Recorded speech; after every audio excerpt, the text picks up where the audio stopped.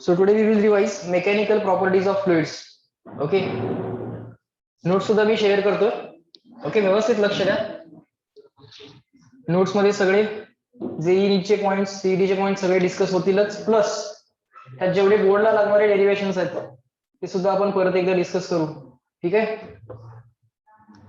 बर. So notes दिसतात तुम्हाला?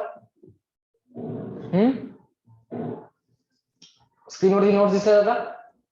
एक एक पॉइंट बघा. या सगळ्या नोट्स ऑलरेडी तुमच्याकडे पण आहेत. एक एक पॉइंट बघूयात, म्हणजे जास्त वेळ लागणार नाही. ऑलरेडी जर आपणच तयार केलेल्या, आपणच लिहिलेल्या जर नोट्स असतील तर रिडिंग आणि रिव्हिजन थोडीशी आपली सिंपल होईल.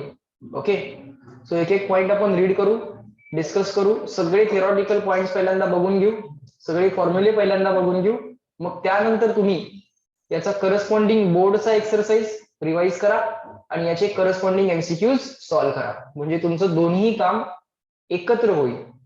सगळे जे काय 12वीचे चॅप्टर्स आहेत, 12वीच्या बोर्डाच्या चॅप्टरच्या सिक्वेन्स नुसार जे चॅप्टर्स आहेत ते पहिल्यांदा रिवाइज करा. कारण त्याचा फायदा तुम्हाला डायरेक्टली कशामध्ये होईल? 12वीच्या बोर्डाच्या एक्झाम मध्ये होईल. पण ते रिवाइज करताना त्याचं जेडब्ल्यू, सीईटी आणि नीट जे काय आहे तुमचं, त्याचे एमसीक्यूज पण सॉल्व्ह करा त्या चॅप्टरचे. तो चॅप्टर जेव्हा तुम्ही बोर्डासाठी रिवाइज करताय तेव्हाच तुम्ही तो सीईटी, नीट आणि जेडब्ल्यू साठी रिवाइज करून टाका. त्याचे जे काही करस्पॉन्डिंग एक्स्ट्रा क्वेश्चन्स दिलेले आहेत रिव्हिजनच्या वेळी करायचे. एकदा तुम्ही मॉड्यूल केलेलं आहे, पण रिव्हिजनच्या वेळी करायला ऍडिशनल क्वेश्चन्स दिलेले आहेत. तुमच्या एक्झामचे ऍडिशनल क्वेश्चन्स दिलेले आहेत. सो ते क्वेश्चन्स पण करायचे. म्हणजे काय की तुम्ही मिनिमम एफर्ट मध्ये मॅक्सिमम आउटपुट जनरेट करू शकाल. अदरवाईज या एक्झामसाठी सेपरेट स्टडी केला, परत त्या एक्झामसाठी वेळ मिळाला नाही किंवा परत सेपरेट स्टडी करत बसलो, असं नको व्हायला. एक चॅप्टर घेतला तर लगेच त्याचे बोर्डाचे बघा. बोर्डाच्या एक्झामला काय लागतं, तर बोर्डाच्या एक्झामला तुम्हाला बोर्डाच्या बुक मध्ये असणारा कम्प्लीट एक्सरसाइज, थेअरी आणि न्यूमरिकल्स तेवढा परफेक्ट करायचा. यू विल गेट मार्क्स मिळतात. बरोबर? कळतंय का? आणि जर तुम्ही सगळे फॉर्म्युले व्यवस्थित प्रिपेअर केलेले असतील तर करस्पॉन्डिंग थेअरी वरतीच तुम्हाला थोडे ऍडिशनल फॉर्म्युले असतील. सीईटीला, नीटला, जेडब्ल्यूला थोडे ऍडिशनल फॉर्म्युले असतील. त्यासाठी तुम्हाला आपली नोट पण प्रिफर करावी लागेल, आपलं मॉड्यूल पण प्रिफर करावं लागेल. ते फॉर्म्युले बघायची, ती नोट बघायची, मॉड्यूल मधले सॉल्व एक्झाम्पल्स बघायचे आणि एक्स्ट्रा क्वेश्चन जे काय त्या चॅप्टरचे दिले, बरोबर का, ते परत एकदा सॉल्व्ह करायचे. परत एकदा म्हणतो, किंवा ऑलरेडी जर केलेले नसतील तर एकदा तरी ते सॉल्व्ह करायचे, पण करायचे. असं जर तुम्ही केलं तर प्रत्येक चॅप्टर व्यवस्थित चांगल्या पद्धतीने रिवाइज व्हायला चालू होईल. ओके. पण सगळे ते चॅप्टर्स पहिल्यांदा रिवाइज करा जे 12वीच्या बोर्डाच्या पुस्तकात आहेत, कारण तुम्हाला त्याचा डायरेक्टली फायदा होईल. ओके. पण त्याच्यामध्ये ओव्हरऑल 16 चॅप्टर्स आहेत. 12च्या बोर्डच्या बुकमध्ये ओव्हरऑल 16 चॅप्टर्स आहेत. पण ते 16 चॅप्टर्स आपल्या कॉम्पिटेटिव्ह एक्झामच्या सिलेबस मधले ऑलमोस्ट 20 चॅप्टर्स आहेत. कारण त्यांनी धड्याचं एक जरी नाव दिलं असलं तरी त्याला करस्पॉन्डिंग आपल्याकडे मॉड्यूलमध्ये 2-2, 3-3 धडे आहेत. समजतंय का? त्यामुळे ओव्हरऑल ते आपल्या 30 चॅप्टर्स पैकी overall around more than 20 chapters आहेत ते. समजतंय का? त्यामुळे तुमचा मेजर जो काही सिलेबस आहे, मोर दॅन 65 to 70% सिलेबस हा त्या 16 चॅप्टर्सना करस्पॉन्डिंग आहे. मग राहिले कुठले चॅप्टर्स जे प्युअरली नीट आणि जेईच्या आणि सीईटीच्या सिलेबस मध्ये 11th चॅप्टर कन्सिडर केले जातात? असे चॅप्टर्स कुठले राहिले? Unit dimension, scalar vector, motion in 1D, motion in 2D, NLM and friction आणि वर्क पॉवर एनर्जी. बरोबर? हा, एक सेकंड.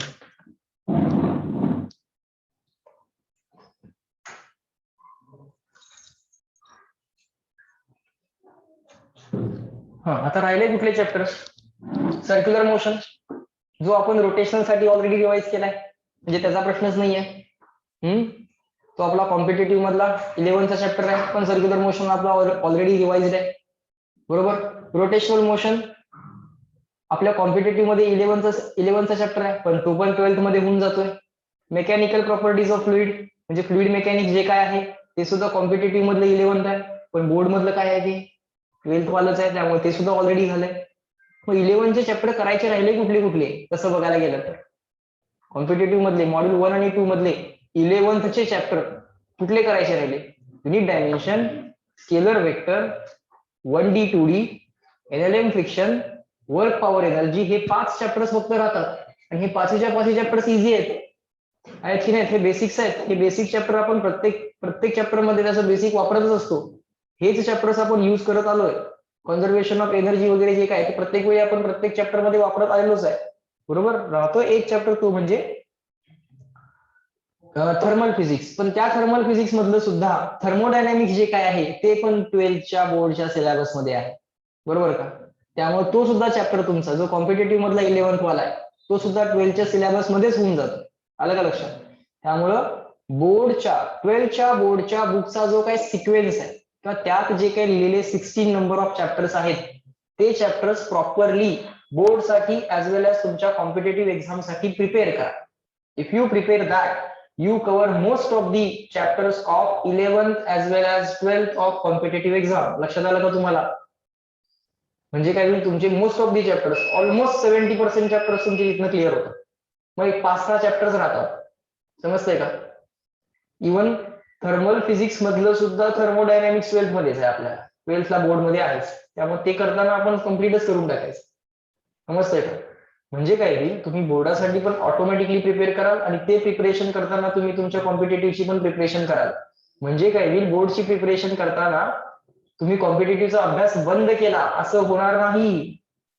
ते जनरली मुलांबरोबर होतं. समजतंय का मी काय बोलतोय.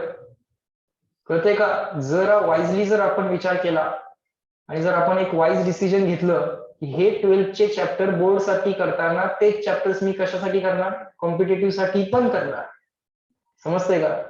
असं जर आपण केलं तर डेफिनेटली तुम्ही नॅचरल ऍडव्हान्टेज मध्ये जाल आणि मग तुम्हाला मग 11चे जे काही चॅप्टर्स करावे लागतील ते पहिले 5-6 चॅप्टर्स करावे लागतील. बाकी सगळे ऑसिलेशन वेव्स कॉम्पिटेटिव्ह मध्ये 11th कम्प्लीट ऑसिलेशनचा सेक्शन आणि वेव्हचा सेक्शन. मग वेव्स मध्ये मेकॅनिकल वेव्स आणि स्टँडिंग वेव्स दोन्ही चॅप्टर्स. वेव्हचे ओव्हरऑल जे काही 2-3 चॅप्टर्स आहेत हे सगळे चॅप्टर कॉम्पिटेटिव्ह मध्ये 11th आहेत. पण ते तुमच्या ऑलरेडी 12च्या बोर्डच्या सिलेबस मध्ये कव्हर होतात की होत नाहीत. ऑसिलेशन होतंय, वेव्ह वाला होतोय, स्टेशनरी वेव्ह वाला होतोय की नाही. सगळे चॅप्टर्स कव्हर होत आहेत. समजतंय का. बर. त्यानंतर बाकीचे जे काय आता एंडला आपण जे चॅप्टर शिकतोय ते आपल्याला परत रिवाइज करायची गरज लागणार नाही. कारण जस्ट मागच्या लास्ट 2-3 मंथ मध्येच आपण ते केलेले असतात. जसं की आता आपण शेवटचे जे काही चॅप्टर बघायला लागलो. आता आपला dual nature of matter and radiation चालू आहे. 1 किंवा 2 लेक्चर मध्ये तोही कम्प्लीट होऊन जाईल. तोही चॅप्टर आपला कम्प्लीट होऊन जाईल. त्यानंतर ऍटम्स नावाचा चॅप्टर आहे, न्यूक्लियर नावाचा चॅप्टर आहे आणि सेमीकंडक्टर्स. हे 3 चॅप्टर मेजर आपण कम्प्लीट करायचे.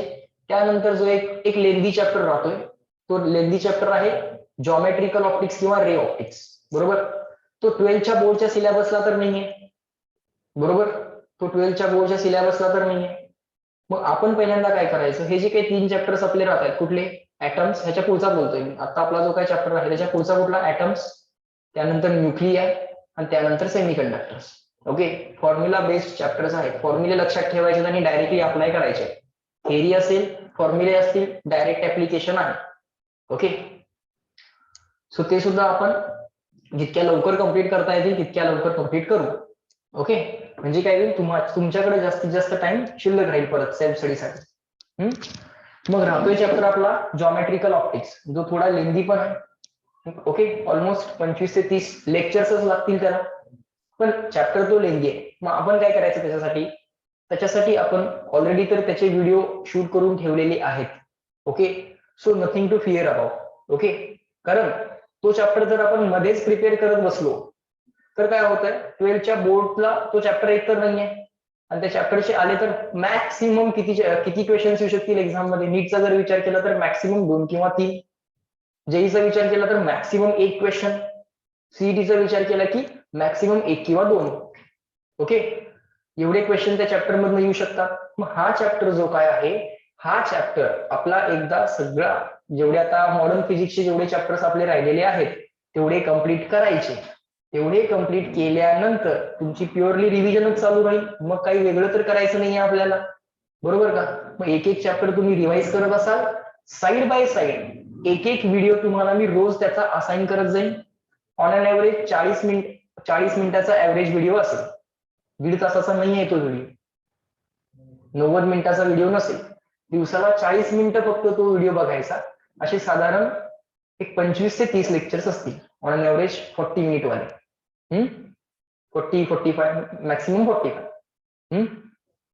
सो असं साईड बाय साईड तुम्ही जरी बघत राहिलात तरी तुम्ही तुमची रेग्युलर रिव्हिजन मेंटेन कराल, कारण तेव्हा आपल्याला शिकायचं काय असणारच नाही. शिकायचं जेवढ्या सगळ्या गोष्टी आहेत तेवढ्या सगळ्या आपल्या कम्प्लीट झालेल्या असतील.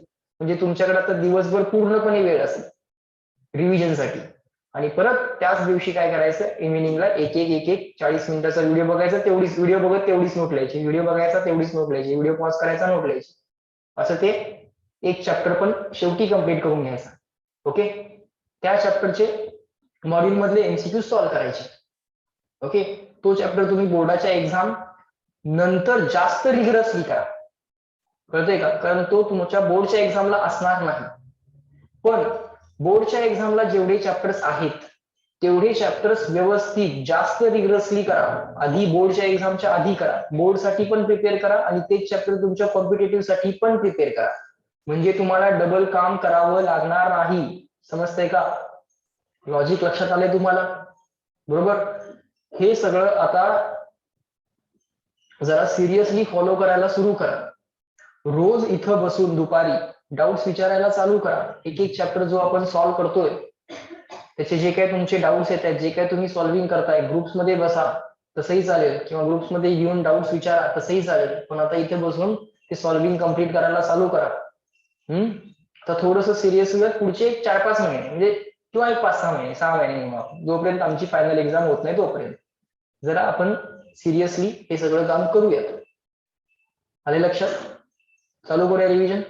नोट्स आहेत, सगळे डेरिव्हेशन जेवढे रिक्वायर्ड आहेत तेही बघू आपण, आणि जे काय फॉर्म्युले आहेत तेही सगळे बघू. ठीक आहे? बर.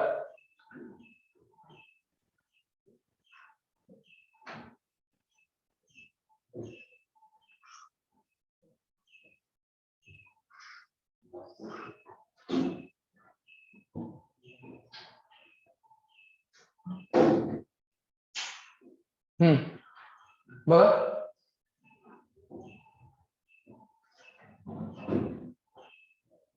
चला लक्ष द्या. पहिला पॉइंट आहे फ्लुइड म्हणजे काय. The substances that can flow and do not have the shape of their own are called as fluids. जे सबस्टन्सेस फ्लो होऊ शकतात, ज्यांना स्वतःचा शेप नाही आहे, त्यांना आम्ही फ्लुइड्स म्हणतो. बरोबर. जिथं तुम्हाला डाऊट वाटतोय, जो पॉइंट समजत नाही, रिकॉल होत नाही, तेवढा आपण परत इकडं डिस्कस करूया. ओके, तेवढा आपण परत इकडे डिराईव्ह करूया, डिस्कस करूया. ओके, पटपट सगळ्या नोट्स बघत चला, स्क्रीनवरतीच बघा. ओके, तुमच्या वहीमध्ये परत सेपरेट नोट बघायची काही गरज नाही, इकडेच बघा. त्यानंतर प्रॉपर्टीज ऑफ फ्लुइड. कुठल्या प्रॉपर्टीज ऑफ फ्लुइड आहेत? Density, viscosity, bulk modulus of elasticity, pressure of the fluid, specific gravity or the relative density. Specific gravity, relative density किंवा स्पेसिफिक डेन्सिटी, कुठलंही एक नाव वापरतील.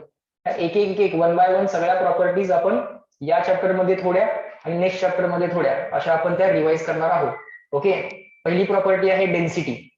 डेन्सिटी म्हणजे काय बघा. Density is defined as mass of a substance per unit volume. Density कशी define केली आहे? Mass upon volume. इझी आहे, समजतंय. नेक्स्ट पॉइंट आहे what is the meaning of homogeneous substance.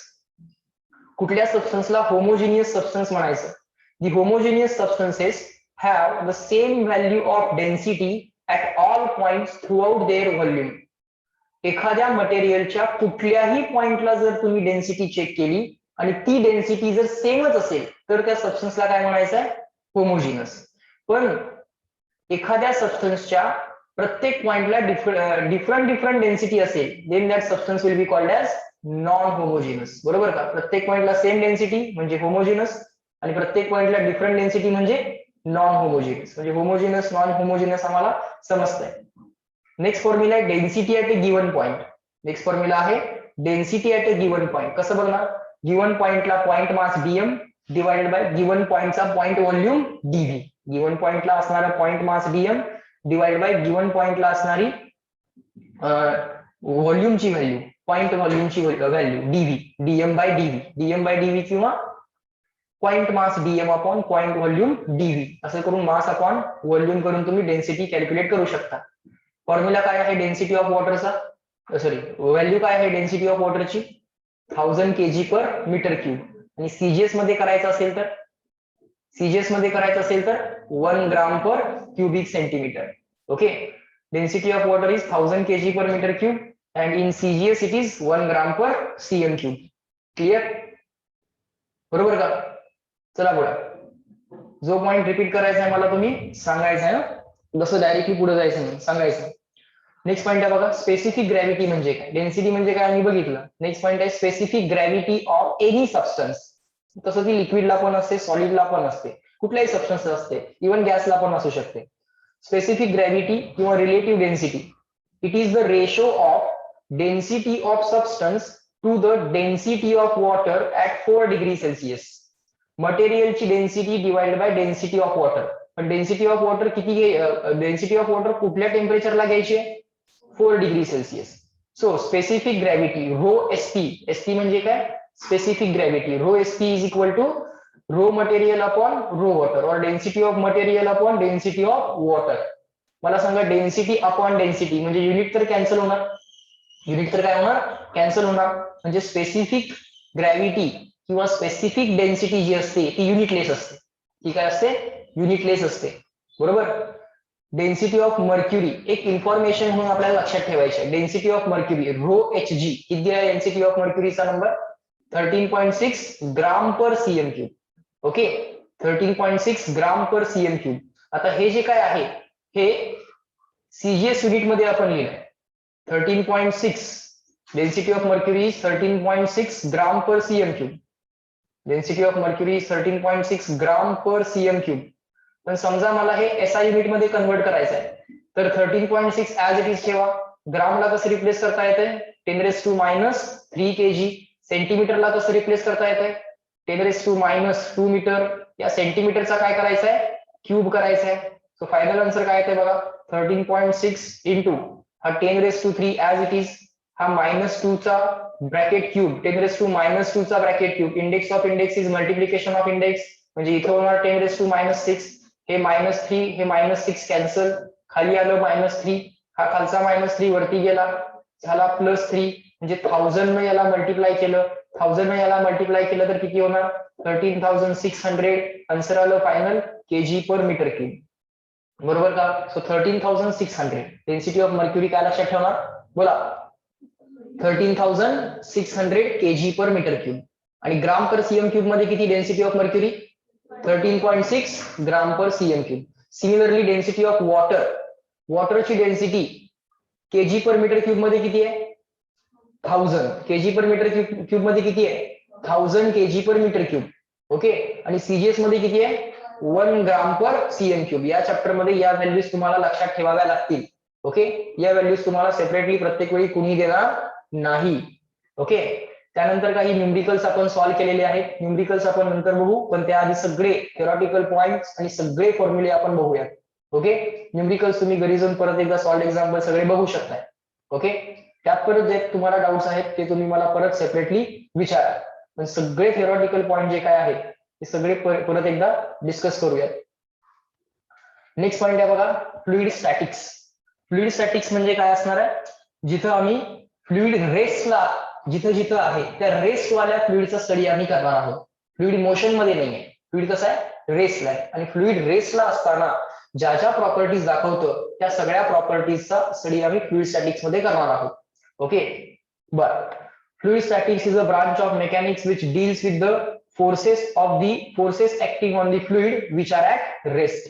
Okay, रेस्टला असणाऱ्या फ्लुइडचा स्टडी करणारं मेकॅनिक्स म्हणजे काय, फ्लुइड स्टॅटिक्स आहे. ठीक आहे, तुम्हाला डेफिनेशन कोणी विचारत नाही, जस्ट मूव्ह आहे. थ्रस्ट म्हणजे काय आणि प्रेशर म्हणजे काय बघा. त्याच्या आधी परफेक्ट फ्लुइड डिफाईन केलंय आणि मग थ्रस्ट आणि प्रेशर डिफाईन केलं जाईल. परफेक्ट फ्लुइड म्हणजे काय, the perfect fluid resist the forces normal to its surface and offers no resistance to the forces tangential to its surface. For example, समजा मी एक फ्लुइड ड्रॉ केलं. ओके, एक रेक्टँग्युलर कंटेनर पहिल्यांदा ड्रॉ करतो आणि या रेक्टँग्युलर कंटेनर मध्ये एक फ्लुइड घेऊयात आपण. एक रेक्टँग्युलर कंटेनर पहिल्यांदा ड्रॉ करूया. या रेक्टँग्युलर कंटेनर मध्ये एक फ्लुइड आपण घेऊयात, हा फ्लुइडचा सरफेस. ओके, आता या फ्लुइडच्या सरफेसला जर नॉर्मल म्हणजे परपेंडिक्युलर जर फोर्स आपण ऑफर केला किंवा लावला तर हे फ्लुइड सुद्धा त्याला काय करतं, अपोज करतं. हे फ्लुइड काय करतं, त्याला अपोज करतं. पण या फ्लुइडच्या सरफेसला जर टँजन्शियल फोर्स लावला तर मात्र फ्लुइड कोणताही रेझिस्टन्स देत नाही, कुठलाही अपोजिशन करत नाही. अशा टाईपच्या फ्लुइडला आयडियल फ्लुइड म्हणतात. इन रियालिटी असं होत नाही. इन रियालिटी या टँजन्शियल फोर्सला विस्कस फोर्सनी अपोज केला जातो. इन रियालिटी जर फ्लुइड वरती तुम्ही टँजन्शियल फोर्स लावला तर त्याला अपोजिट विस्कस फोर्सनी त्याला अपोज केला जातो. ओके, इन रियालिटी प्रत्येक फ्लुइडला काहीतरी विस्कॉसिटी असते. समजतंय का? विस्कॉसिटी झिरो असत नाही. नंतर विस्कॉसिटी म्हणजे काय ते पण आपण इन डिटेल डिस्कस करू. पण आयडियल फ्लुइडच्या केसमध्ये हा फोर्स असत नाही. टँजन्शियल फोर्स अप्लाय केला की फ्लुइड अपोजिशन करत नाही, पण परपेंडिक्युलर फोर्स अप्लाय केला की फ्लुइड अपोजिशन करतं. ओके, बर. The fluid is capable of exerting a normal, that is the perpendicular stresses on the surfaces with which it is in contact. Fluid ज्या ज्या surfaces बरोबर कॉन्टॅक्ट मध्ये असतं त्या त्या सरफेस वरती फ्लुइड काय करतं, परपेंडिक्युलर फोर्स अप्लाय करतं. फॉर एक्झाम्पल, समजा मी जर इथे एक सरफेस ड्रॉ केला किंवा एखादा ऑब्जेक्ट ड्रॉ केला आणि हा समजा ऑब्जेक्ट एखाद्या फ्लुइड मध्ये इमर्स्ड आहे. हा ऑब्जेक्ट एखाद्या फ्लुइड मध्ये इमर्स्ड आहे. आता हा इथं जो काय फ्लुइडचा पार्ट आहे, या फ्लुइडच्या पार्टमुळं फ्लुइड ज्या ज्या सरफेस बरोबर कॉन्टॅक्ट मध्ये आहे त्या त्या सगळ्या सरफेसेस वरती परपेंडिक्युलर फोर्स अप्लाय करतं. बरोबर सरफेसला तो फोर्स कसा असतो, परपेंडिक्युलर असतो. So fluid is capable of exerting a normal stresses. Normal stress म्हणजे परपेंडिक्युलर स्ट्रेस किंवा perpendicular force, okay, on the surfaces with which it is in contact. Fluid ज्या ज्या सरफेस बरोबर कॉन्टॅक्ट मध्ये आहे त्याच्यावरती ते नॉर्मल किंवा परपेंडिक्युलर फोर्स अप्लाय करतं. इव्हन या वॉल्स ऑफ दी कंटेनर ज्या आहेत या सुद्धा फ्लुइडच्या कॉन्टॅक्ट मध्ये आहेत, त्या सुद्धा फ्लुइड मुळे फोर्स एक्सपिरियन्स करतील. हा जो काय बॉटमचा सरफेस आहे, हा बॉटमचा सरफेस सुद्धा फ्लुइड मुळे फोर्स एक्सपिरियन्स करणार. पण तो एक्सपिरियन्स केलेला जो काय फोर्स आहे तो या वॉल्सना कसा असला पाहिजे, परपेंडिक्युलर असला पाहिजे. बरोबर का? किंवा परपेंडिक्युलर असतो, हे या सेकंड लाईन मध्ये सांगितलेलं आहे. नेक्स्ट पॉईंट सांगितलंय, the force exerted perpendicular to the surface is called as thrust. फ्लुइडनं सरफेस वरती अप्लाय केलेला परपेंडिक्युलर फोर्स म्हणजे थ्रस्ट. फ्लुइडच्या कॉन्टॅक्ट मध्ये असलेल्या सरफेस बरोबर किंवा सरफेस वरती अप्लाय केलेला परपेंडिक्युलर फोर्स म्हणजेच काय आहे, थ्रस्ट. आणि तोच थ्रस्ट पर युनिट एरिया म्हणजेच force per unit area is called as pressure. Pressure is thrust per unit area. Thrust is perpendicular force acting on the surface in contact with the fluid. Thrust is perpendicular force acting on the surface in contact with the fluid. बरोबर? Next आहे variation of pressure with the height. Okay, next point आहे variation of pressure with the height. आता इथं आपण हे integration करून वगैरे solve केलेलं आहे आणि अल्टिमेट एक फॉर्म्युला आणलेला आहे रो जी एच. ओके, बोर्डसाठी तुम्हाला हे डेरिव्हेशन अशा पद्धतीनं करायची गरज नाहीये. ओके, सो ते कशा पद्धतीनं करायचं ते मी तुम्हाला इथं दाखवतो. इथं आम्हाला समजा variation of pressure with the height म्हटलेलं आहे ड्यू टू लिक्विड कॉलम, म्हणजे pressure due to liquid column असा तो पॉइंट आहे. काय पॉइंट आहे हा, pressure due to liquid column. So आता हे डेरिव्हेशन ऑब्झर्व करा मी कसं करतोय. Pressure due to liquid column, liquid column मुळे जर आम्हाला प्रेशर कॅल्क्युलेट करायचं असेल तर त्या प्रेशरची व्हॅल्यू किती. समजा एक कंटेनर आपण घेतला आणि या कंटेनर मध्ये लिक्विड घेतलं. ऑब्झर्व करा डेरिव्हेशन. हे डेरिव्हेशन आम्हाला बोर्ड मध्ये करावं लागेल. If required they may ask. Derivation ते विचारू शकतात. समजा इथं हे आमचं फ्लुइड आहे. ओके, या फ्लुइडच्या कॉलम मुळे let's say at this point we want to find out the pressure. ज्या पॉइंटला प्रेशर पाहिजे आहे त्याच्या अराउंड एक छोटासा एरिया इमॅजिन केला. ओके, त्याच्यावरती जेवढं लिक्विडचा कॉलम आहे तेवढा लिक्विडचा कॉलम मार्क करून घेतला. एक सिलेंड्रिकल लिक्विडचा कॉलम पहिल्यांदा इमॅजिन करायचा. मग आता आम्हाला काय पाहिजे, या पॉइंटला किती प्रेशर आहे, कुणामुळं, लिक्विड कॉलम मुळे. अर्थचं ऍटमॉस्फेरिक प्रेशर विसरून जावं. आपल्याला काय पाहिजे, pressure due to liquid column पाहिजे. त्यामुळं इथं वरती काय असणार आहे, अर्थचं ऍटमॉस्फिअर असणार आहे, एअर असणार आहे. त्या एअरचं प्रेशर निग्लेक्ट करा. विचार फक्त तुम्ही या प्रेशरचा करा, या लिक्विडच्या कॉलमचा करा. या लिक्विडच्या कॉलम मुळे किती प्रेशर येणार आहे तेवढाच विचार आता आपल्याला फक्त करायचा आहे. तर त्या केसमध्ये काय करायचं, या पॉइंट वरती किंवा या छोट्याशा पॉइंट एरियावरती किती फोर्स अप्लाय झालाय divided by area. Pressure is equal to force upon area. मग समजा हा एरिया ए घेऊयात, ही height of the liquid column H घेऊयात. सो या पॉइंट वरती या लिक्विड कॉलम मुळे किती फोर्स अप्लाय झाला असेल, तर या लिक्विड कॉलमच्या वेट एवढा फोर्स अप्लाय झाला असेल. बरोबर, या लिक्विड कॉलमचं जे काय वेट आहे तेवढाच फोर्स अप्लाय झालाय. Pressure is equal to force upon area असतंय. किती फोर्स अप्लाय झालाय या पॉइंट एरियावरती, या सगळ्या लिक्विडचं जे काय वेट आहे, वेट म्हणजे काय mg अपॉन एरिया करायचं. आता या मासला आपण रिप्लेस करायचं आहे. मासला रिप्लेस करणार तुम्ही डेन्सिटी इंटू व्हॉल्यूम. डेन्सिटी आहे रो, व्हॉल्यूम किती असणार याचा सांगा बरं, व्हॉल्यूम किती असणार, area of base into height. बरोबर का, area of base into height. So volume किती आला ए इंटू एच. सो बघा डेन्सिटी रो, व्हॉल्यूम किती ए इंटू एच. मासला रिप्लेस केलं density into volume. So mass replace झाला into G as it is divided by A as it is. A ला ए cancel, answer काय आलं row H जी. जर rearrange केलं तर H rho G. So pressure due to liquid कॉलमचा formula काय आला एच रो जी. ओके, समजलं सगळ्यांना. सो म्हणा pressure due to liquid column H rho G. Again pressure due to liquid column H rho G. Again pressure due to liquid column H rho G. समजतंय, लक्षात ठेवता येईल. So हे derivation may be आम्हाला ते board मध्ये विचारू शकतात. ओके, पण it is not a difficult task. बर, इथं कसं केलेलं आहे, इथं या नोट मध्ये जे काय आपण लिहिलेलं आहे ते कन्सिडरिंग दी ऍटमॉस्फेरिक प्रेशर सुद्धा लिहिलेलं आहे. म्हणजे या पॉइंटला जे प्रेशर आहे हे, या पॉइंटला जे प्रेशर असणार ते याच्यावरती कोण आहे, याच्यावरती एअर आहे. या पॉइंटच्या वरती कोण आहे, एअर आहे. मग त्या एअरच्या प्रेशरला आपण पी नॉट म्हणजेच ऍटमॉस्फेरिक प्रेशर असं म्हणतो. या पॉइंटला जे काय टोटल प्रेशर असेल, या पॉइंटला जे काय टोटल प्रेशर असेल ते कुणाकुणामुळे असेल, त्याच्यावरती कोण आहे एअर. एअर म्हणजे कोण ऍटमॉस्फेरिक प्रेशर. प्लस आता या पॉइंटच्या वरती होती एअर, या पॉइंटच्या खाली कोण आहे लिक्विड. ते लिक्विड आणि हे air. Pressure due to atmosphere plus pressure due to liquid.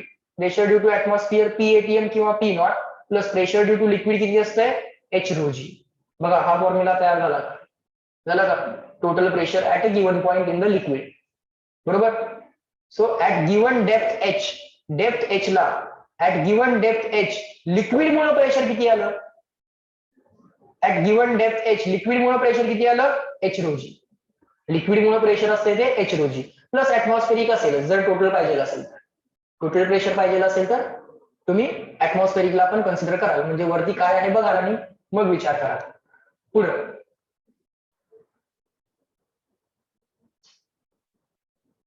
Next point आहे बघा, कॅरेक्टरिस्टिक्स ऑफ फ्लुइड प्रेशर.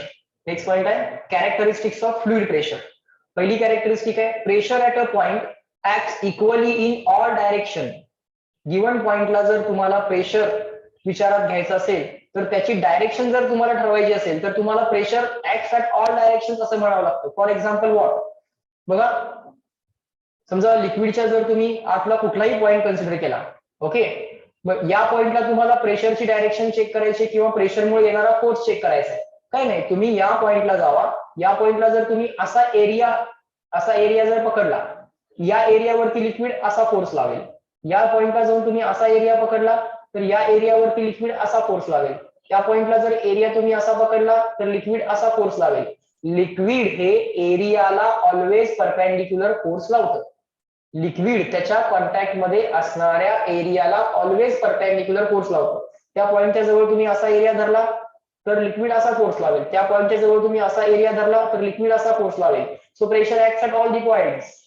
म्हणून प्रेशरला आपण स्केलर पण म्हणत नाही, वेक्टर पण म्हणत नाही, आपण प्रेशरला टेन्सर क्वांटिटी असं म्हणतो. प्रेशरला काय म्हणतो आपण tensor quantity. We do not call it as scalar or vector. In some books they write directly as pressure is a scalar quantity, okay, but in reality pressure is what tensor quantity. कळतंय का. Given पॉइंटला जर तुम्हाला pressure check करायचं असेल तर त्या पॉइंटच्या नियर बाय तुम्ही एरिया, छोटासा एरिया धरा. त्या छोट्याशा एरियावरती कसा फोर्स येतोय बघा, ऑलवेज परपेंडिक्युलर येतो, कसाही धरा. So pressure acts at all the point झालं का नाही. असा एरिया धरला तर याच्यावरती असा फोर्स येणार. So pressure acts at all the points. The liquid at rest exerts the lateral pressure on the walls which increases with the depth. बर, पुढे ते काय म्हणतात, लॅटरल प्रेशर. लॅटरल म्हणजे बघा on the walls of the container. Lateral pressure म्हणजे the pressure which is on the walls of the container. आणि जितकं तुम्ही खाली जाल तितकं ते प्रेशर जास्त असतं. बरोबर आहे. एच रो जी, एच वाढत जाईल ना जितकं तुम्ही बिलो जाल. Below as you go below the surface of the liquid, H goes on increasing. तो प्रत्येक पॉइंटला इथं एच रो जी वेगळा असेल, इथे एच रो जी वेगळा असेल, इथे एच रो जी वेगळा असेल. त्यातल्या प्रत्येक पॉइंटला बघा H goes on increasing, pressure goes on increasing. So lateral pressure म्हणजे काय, pressure on the walls of the container. Lateral म्हणजे काय, pressure on the walls of the container. Liquid pressure acts at all the direction. म्हणजे या पॉइंटला pressure फक्त downward किंवा upward किंवा राईटवर्ड नाही आहे. या सरफेसचा जर मी विचार केला, या सरफेसवरती प्रेशरमुळे येणारा फोर्स असा असणारच आहे, लक्षात घ्या. ओके, बर, ते काय म्हणतायत,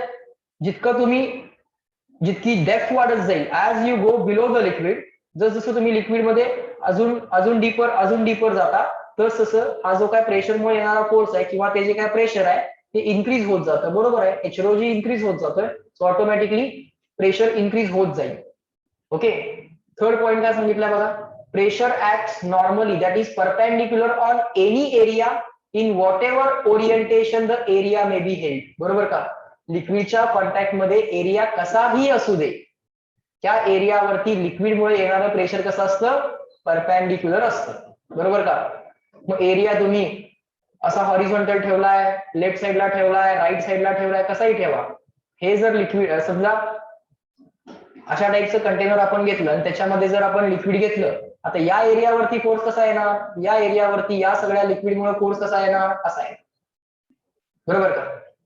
लिक्विड या वॉल वरती फोर्स असा लावणार आणि ही वॉल लिक्विड वरती फोर्स असा लावणार, ऍक्शन रिएक्शन. हे जे काय लिक्विड आहे या वॉल वरती फोर्स असा लावणार आणि ही जी काय वॉल आहे ते लिक्विड वरती फोर्स असा लावणार. ही जी काय बॉटम वॉली वॉल आहे त्या बॉटम वॉल वरती लिक्विड डाऊनवर्ड फोर्स लावणार आणि ही बॉटम वॉल ही जी काय वॉल आहे ती लिक्विड वरती अपवर्ड फोर्स लावणार. बरोबर. नेक्स्ट पॉइंट आहे बघा, free surface of the liquid at rest always remains horizontal. हा जो काय फ्री सरफेस आहे, फ्री सरफेस म्हणजे which is in contact with the air. Air बरोबर कॉन्टॅक्ट मध्ये असणारा free surface of liquid which is kept in the container. Container मध्ये ठेवलेलं लिक्विड जेव्हा ते एअर बरोबर कॉन्टॅक्ट मध्ये असतं तेव्हा एअर बरोबर कॉन्टॅक्ट मध्ये असणारा सरफेस त्याला म्हणायचं free surface. That free surface is always horizontal. तो हॉरिझॉन्टलला ऑलवेज कसा असतो, पॅरलल असतो किंवा it is always horizontal. Information आहे किंवा माहित आहे आपल्याला, ते लॉजिकल आहे. नेक्स्ट पॉइंट बघा, point number 5. The pressure at every point on the same horizontal line is same inside the liquid at rest. म्हणजे same level, same liquid, pressure same. Given liquid मध्ये same level, same liquid, pressure same. हा point काय बघा, आठवतोय का. समजा असं एक कंटेनर आपल्याला दिलंय, या कंटेनर मध्ये समजा लिक्विड आहे. समजा या पॉइंटला मला प्रेशर चेक करायचं आहे, पॉइंट ए ला. त्याच सेम लेवलला मी अजून एक पॉइंट घेतला, पॉइंट बी. त्याच सेम लेवलला अजून एक पॉइंट घेतला, पॉइंट सी. लिक्विड सेम आहे, लेवल सेम आहे. Same level, same liquid, pressure same. Repeat करा, same level, same liquid, pressure same. Same लेवलला आहे, सेम लिक्विड आहे, म्हणजे फायनल आन्सर याचं काय येणार, प्रेशर सेम. म्हणजे pressure at point A must be equal to pressure at point B must be equal to pressure at point C. मग समजा इथं आता आपण हा वाला पॉइंट चेक करा. इथं पॉइंट ए आणि पॉइंट बी याची लेवल सेम आहे की नाही. पॉइंट ए आणि पॉइंट बी ची लेवल सेम आहे की नाही, आहे. आणि लिक्विड पण सेमच आहे बघा, कनेक्टेड आहे का नाही. डिस्कनेक्शन आहे का कनेक्टेड लिक्विड आहे. कम्युनिकेटिंग वेसल आहे ना का डिस्कनेक्टेड वेसल आहे. वेसल कम्युनिकेटिंग वेसल आहे, म्हणजे मध्ये इथं लिक्विड यातनं इकडं फ्लो होऊ शकत आहे. म्हणजे हे कनेक्टेड लिक्विड आहे किंवा कम्युनिकेटिंग वेसल आहे. सो इथं लिक्विड सेम आहे, same level, same liquid, pressure same यायला पाहिजे. Pressure at point A is equal to pressure at point B. Pressure at point C is equal to pressure at point D. पण आता मला सांगा, या केसमध्ये जर आपण विचार केला, या केसमध्ये आपल्याला एवढं तर लक्षात येतंय की पॉइंट ए ला पॉइंट बी ला प्रेशर सेम आहे. So pressure at point A is equal to pressure at point B. A ला बी ला प्रेशर सेम आहे. पॉइंट सी ला पॉइंट डी ला ते पण प्रेशर सेम आहे. Point C equal pressure at point C equal to pressure at point D. आणि pressure at point E finally इथे लिहितो, सगळ्यात जास्त प्रेशर कुठल्या पॉइंटला असेल? हा, जितकं तुम्ही लिक्विड मध्ये as you go down the liquid pressure goes on increasing, खाली जायला चालू केलं तर प्रेशर इन्क्रीज, लिक्विड मध्ये वरती येत असाल तर प्रेशर डिक्रीज, बरोबर. सो एचरोजी प्लस करायचा की मायनस करायचा ते आपण ठरवायचं. जर तुम्ही खाली जात असाल तर प्लस एचरोजी, वरती चालला असाल लिक्विड मध्ये तर मायनस एचरोजी.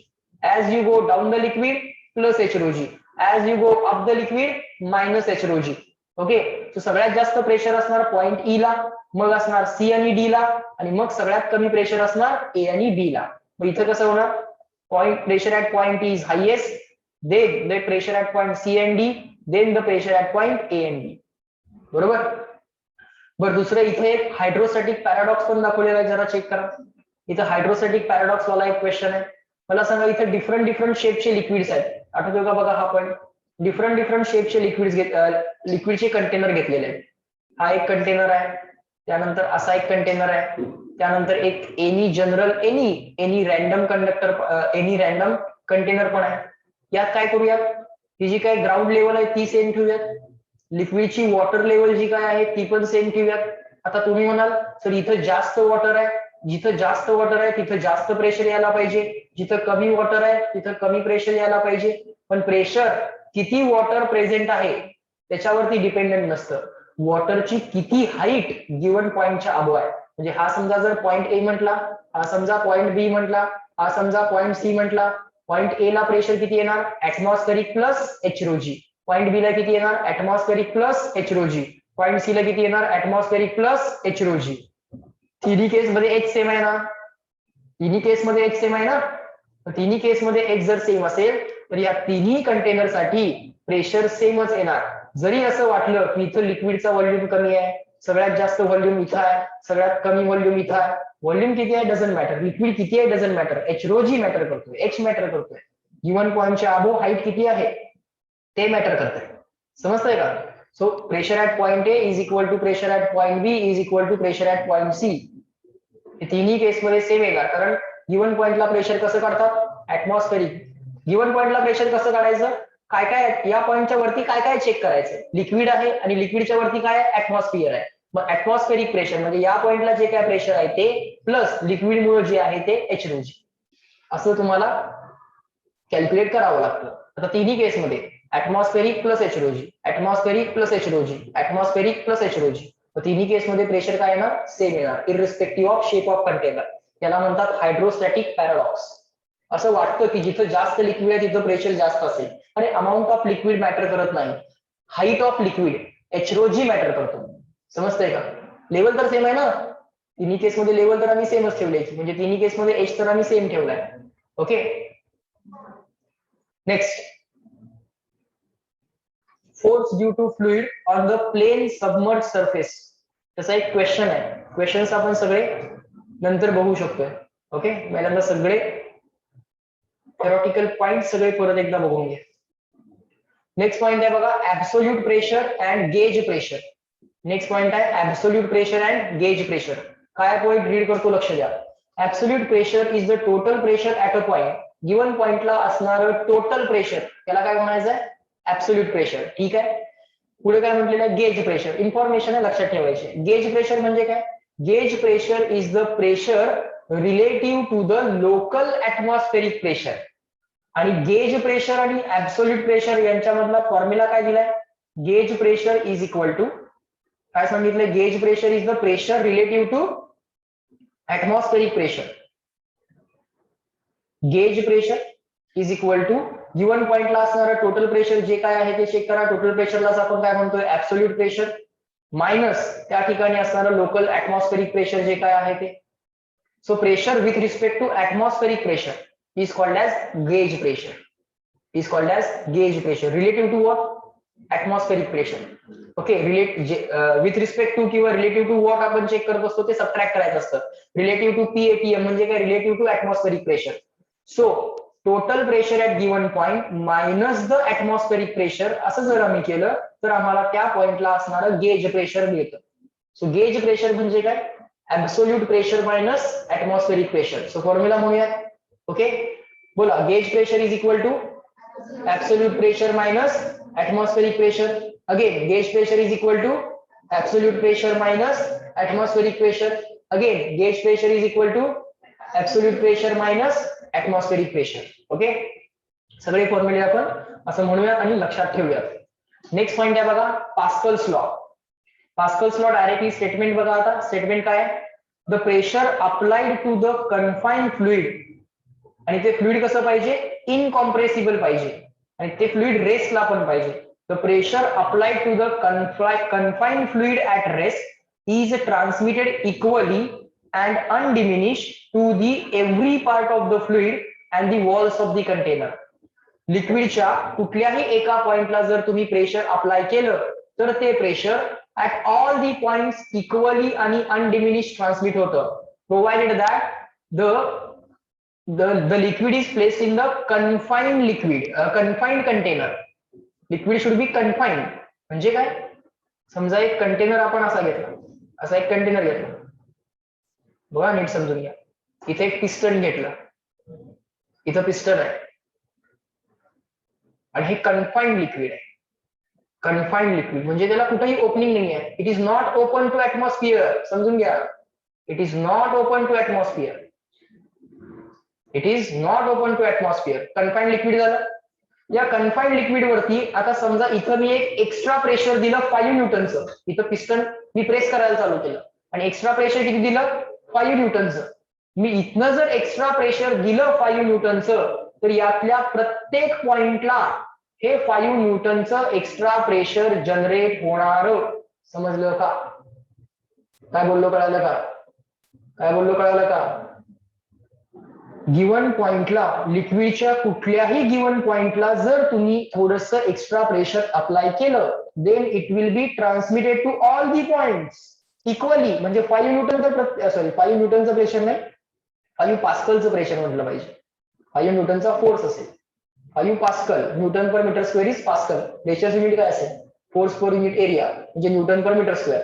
समजा या पॉइंटला मी 5 पास्कलचं प्रेशर अप्लाय केलं तर ते ऑल पॉइंट्सना 5 पास्कलचं प्रेशर ट्रान्समिट होणार. म्हणजे या पॉइंटचं प्रेशर जर मी 5 न्यूटनला इन्क्रीज केलं तर यातल्या लिक्विडच्या प्रत्येक पॉइंटला असणारं प्रेशर सुद्धा 5 पास्कलनं इन्क्रीज होणार. This is called as Pascal's law. समजलं का? This is called as Pascal's law.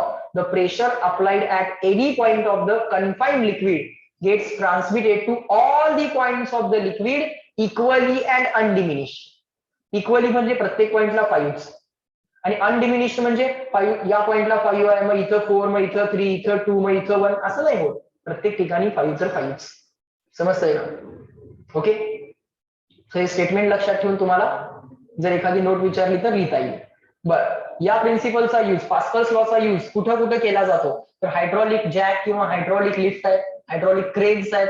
या सगळ्या क्रेन्स मध्ये हेवी ऑब्जेक्ट लिफ्ट करायला आपण पास्कल्स लॉ यूज करतो.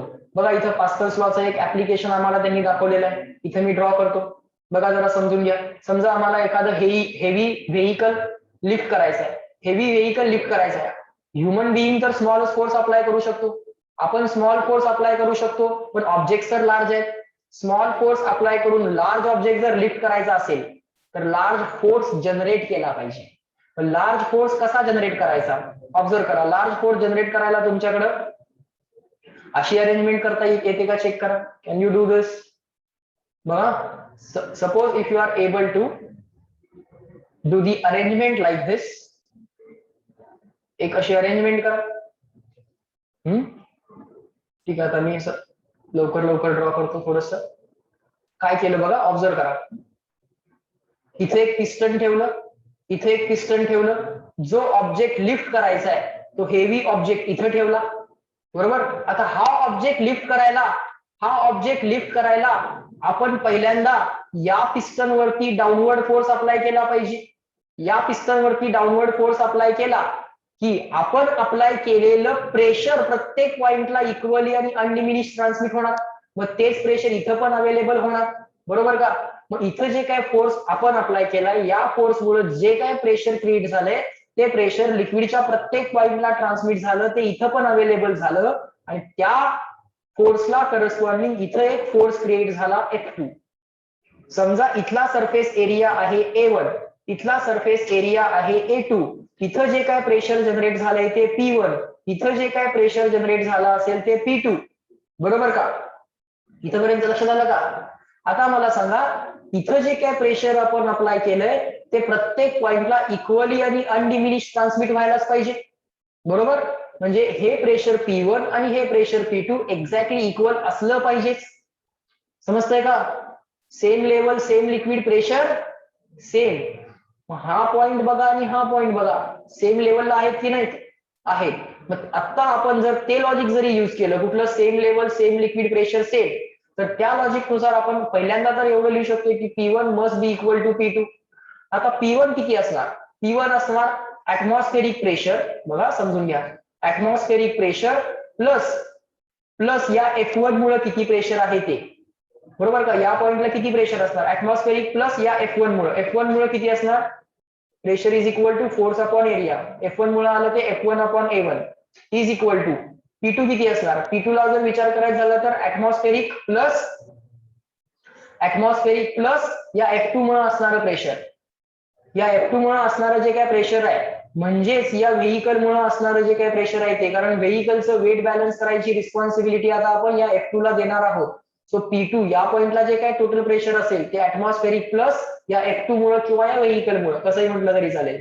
सो ऍटमॉस्फेरिक तर P नॉट, आणि या पॉइंटला pressure force upon area, net force by the liquid upon area. हे ऍटमॉस्फेरिक कॅन्सल करा, म्हणून लोक डायरेक्टली लिहिताना काय लिहितात? F1 upon A1 equal to F2 upon A2, बरोबर का? इथलं प्रेशर F1 अपॉन A1, इथलं प्रेशर F2 अपॉन A2, इथं जो काय या पिस्टनचा एरिया आहे तो. आता मला सांगा F1 upon A1 is equal to F2 upon A2 आला. F1 upon A1 is equal to F2 upon A2 तर आलं. ओके, हा जो काय F2 आहे तो किती येतोय जरा चेक करा. F2 इज इक्वल टू, हा A2 राईट साइडला आला, A2 upon A1 into F1. मला सांगा A1 मोठा आहे की A2 मोठा आहे? A1 मोठा आहे की A2 मोठा आहे? A2 मोठा आहे. A2 is more than A1, म्हणजे हा रेशो काय येणार? मोर दॅन 1 की लेस दॅन 1? मोर दॅन 1 की less than 1? More than 1. More than 1 ने F1 ला मल्टिप्लाय केलं, मोर दॅन 1 नी F1 ला मल्टिप्लाय केलं, म्हणजे फायनल आन्सर जे काय येणार, किंवा इथं बघा F2 अपॉन F1 कॅल्क्युलेट करूयात वाटलंच तर. बघा इथं F2 डिवाइडेड बाय F1 म्हणा, F2 डिवाइडेड बाय F1 किती आला? A2 upon A1, but A2 is more than A1, numerator is more than denominator. Right साइडला न्यूमरेटर मोर दॅन डिनॉमिनेटर असेल तर लेफ्ट साइडला सुद्धा न्यूमरेटर मोर दॅन डिनॉमिनेटरच पाहिजे. म्हणजे इथं जर A2 मोर दॅन A1 असेल, implies that F2 more than F1, म्हणजे स्मॉल फोर्स F1 आपण अप्लाय करायचा, लार्ज फोर्स F2 आपोआप क्रिएट होतो. हा क्रिएट झालेला लार्ज फोर्स F2 या व्हेइकलच्या वेटला म्हणजे mg ला बॅलन्स करू शकतो. समजतंय का? लक्षात आलं? सो आपण स्मॉल फोर्स अप्लाय करायचा F1, automatically large force F2 create होतो. आपण स्मॉल फोर्स स्मॉल एरियावरती अप्लाय करायचा, आपोआप लार्ज फोर्स लार्ज एरियावरती क्रिएट होतो. हे का पॉसिबल झालं? कारण हे प्रेशर दोन्हीही इक्वल आले. आणि याचं जस्टिफिकेशन म्हणजे काय? Pascal's law. Pressure apply to the confined liquid. हे काय आहे? कन्फाइंड लिक्विड आहे ना.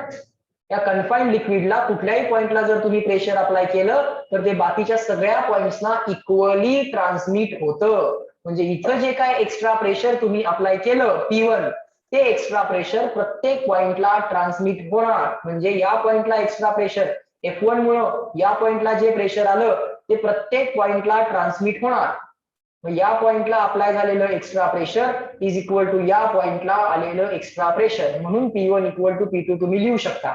मग P1 ला तुम्ही समजा ऍटमॉस्फेरिकचा विचार करणारच नसाल, तुम्ही नुसत्या एक्स्ट्रा प्रेशरचा विचार करणार असाल, ऍटमॉस्फेरिकचा विचार सोडून द्या, या पॉइंटला एक्स्ट्रा प्रेशर कुणामुळे आलंय? F1 मुळे. किती आले? F1 upon A1. तेच एक्स्ट्रा प्रेशर इथं सुद्धा अवेलेबल व्हायला पाहिजे. या पॉइंटला एक्स्ट्रा फोर्स कुठला आलाय? लिक्विड मुळे F2 आलाय, मग F2 अपॉन A2. मग F1 upon A1 must be equal to F2 upon A2. तुम्ही असं डायरेक्टली सुद्धा लिहू शकता. प्रत्येक पॉइंटला अवेलेबल असणारं एक्स्ट्रा प्रेशर जे काय आहे ते इक्वली अँड अनडिमिनिश प्रत्येक दुसऱ्या पॉइंटला ट्रान्समिट होतं. This is the Pascal's law. Okay, hydraulic lift मध्ये तुम्ही याचा यूज करू शकताय किंवा हायड्रॉलिक जॅक मध्ये तुम्ही याचा यूज करू शकताय. इथं म्हटले बघा, with the small force F1 we can generate large force F2. आपण स्मॉल फोर्स अप्लाय करून लार्ज फोर्स F2 क्रिएट करता येऊ शकतो. ओके, नेक्स्ट पॉइंट आहे बघा, variation of atmospheric pressure with the height. आणि इथं ब्रॅकेट मध्ये म्हटलंय variable density case is generally given for the gases. हा जो काय पॉइंट आहे, आता याचं डेरिव्हेशन तुम्ही पाठ करत बसायची गरज नाहीये. याचा फॉर्म्युला फक्त आपण लक्षात ठेवायचा. ही केस काय आहे जरा समजून घ्या. ही केस अशी आहे, अर्थ आणि अर्थच्या वरती ऍटमॉस्फिअर, ही सगळी एअर आहे, ऍटमॉस्फिअर म्हणा किंवा एअर म्हणा. आता जसं height below the liquid surface आपण एच करायचो, तसं या सिच्युएशन मध्ये height above the earth surface त्याला आपण एच म्हणणार आहोत. समजा ऍट हाईट एच मला प्रेशर पाहिजे आहे, ऍट हाईट इक्वल टू 0 म्हणजे ऑन दी सरफेस जे प्रेशर आहे त्याला P0 म्हणूया. एअरची density as we go up, density of air goes on decreasing. जसं आपण वरती जातोय तसं एअरची डेन्सिटी काय होत जाते, डिक्रीज होत जाते. या पॉइंटला pressure at height H pressure किती ते आपल्याला पाहिजे आहे. त्या पॉइंटला जी डेन्सिटी आहे त्या डेन्सिटीला आपण रो म्हणूयात. अर्थच्या सरफेस वरती एअरची जी काही डेन्सिटी आहे त्याला आपण रो0 म्हणूयात. अर्थच्या सरफेस वरती म्हणजे atmospheric pressure on the surface of the अर्थ जे आहे त्याला आपण P0 म्हणूयात. मग at height H above the surface, below the liquid म्हणतोय का आपण, नाही. बिलो द लिक्विड जर तुम्हाला पाठ आहे एच रोजी, पण आता एअर जर असेल किंवा एखादा गॅस जर असेल तर त्या गॅसमध्ये as you go up the density of the gas goes on decreasing और the density of the atmosphere goes on decreasing. म्हणजे इथं कॉन्स्टंट डेन्सिटी नाही आहे, ही एक व्हेरिएबल डेन्सिटी वाली केस आहे. मग अशा केसमध्ये प्रेशर ऍट हाईट एच चा डायरेक्टली फॉर्म्युला लक्षात ठेवायचा, तो आहे P0 e raise to minus lambda H म्हणजे एक्सपोनेन्शियल डीके. आठवतंय का, A into e raise to minus lambda T वाला फॉर्म्युला. आता हा जो काय फॉर्म्युला आहे हा आपण लक्षात ठेवायचा. P0 काय आहे, pressure on the surface of the अर्थ. H काय आहे, height above the surface of the अर्थ. लॅम्बडा काय आहे तो समजून घ्या. लॅम्बडा जो आहे तो असा लिहायचा. रोज लॅम्बडाची व्हॅल्यू जी काय ती सेपरेट लिहिूयात, कारण लक्षात ठेवायला हे सोपं आहे. P equal to P0 e raise to minus lambda H. यातला जो काय लॅम्बडा आहे हा लॅम्बडा असा आहे, रो0 G upon P0. रो0 G upon P0. रो0 म्हणजे काय, रो0 जी म्हणजे काय, एक सेकंड आपण कन्फर्म करूयात. लॅम्बडा किती आहे, यांचा आन्सर काय आलाय बघा, तर दाखवतो मी तुम्हाला.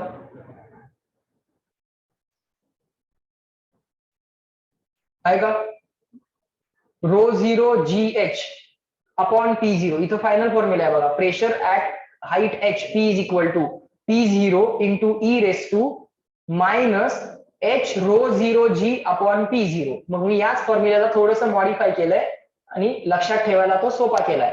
P equal to P0 e raise to minus lambda H लक्षात ठेवता येईल. हा एक्सपोनेन्शियल डीके आहे, आठवतंय का. A into e raise to minus lambda T वगैरे जर असेल तर एक्सपोनेन्शियल डीके असतो तो. या पॉइंटला जर आम्ही प्रेशर प्लॉट केलं, या पॉइंटला जर आम्ही हाईट एच प्लॉट केली, हाईट जेव्हा 0 आहे तेव्हा प्रेशर आहे P0. हाईट इन्क्रीज होत गेली तर प्रेशर डिक्रीज होत जाणार. ओके, हाईट इन्क्रीज होत गेली तर प्रेशर डिक्रीज होत जाणार. हा एक्सपोनेन्शियल डीके आठवतोय का, हा एक्सपोनेन्शियल डीके असं कंटिन्युअसली होत जाणार.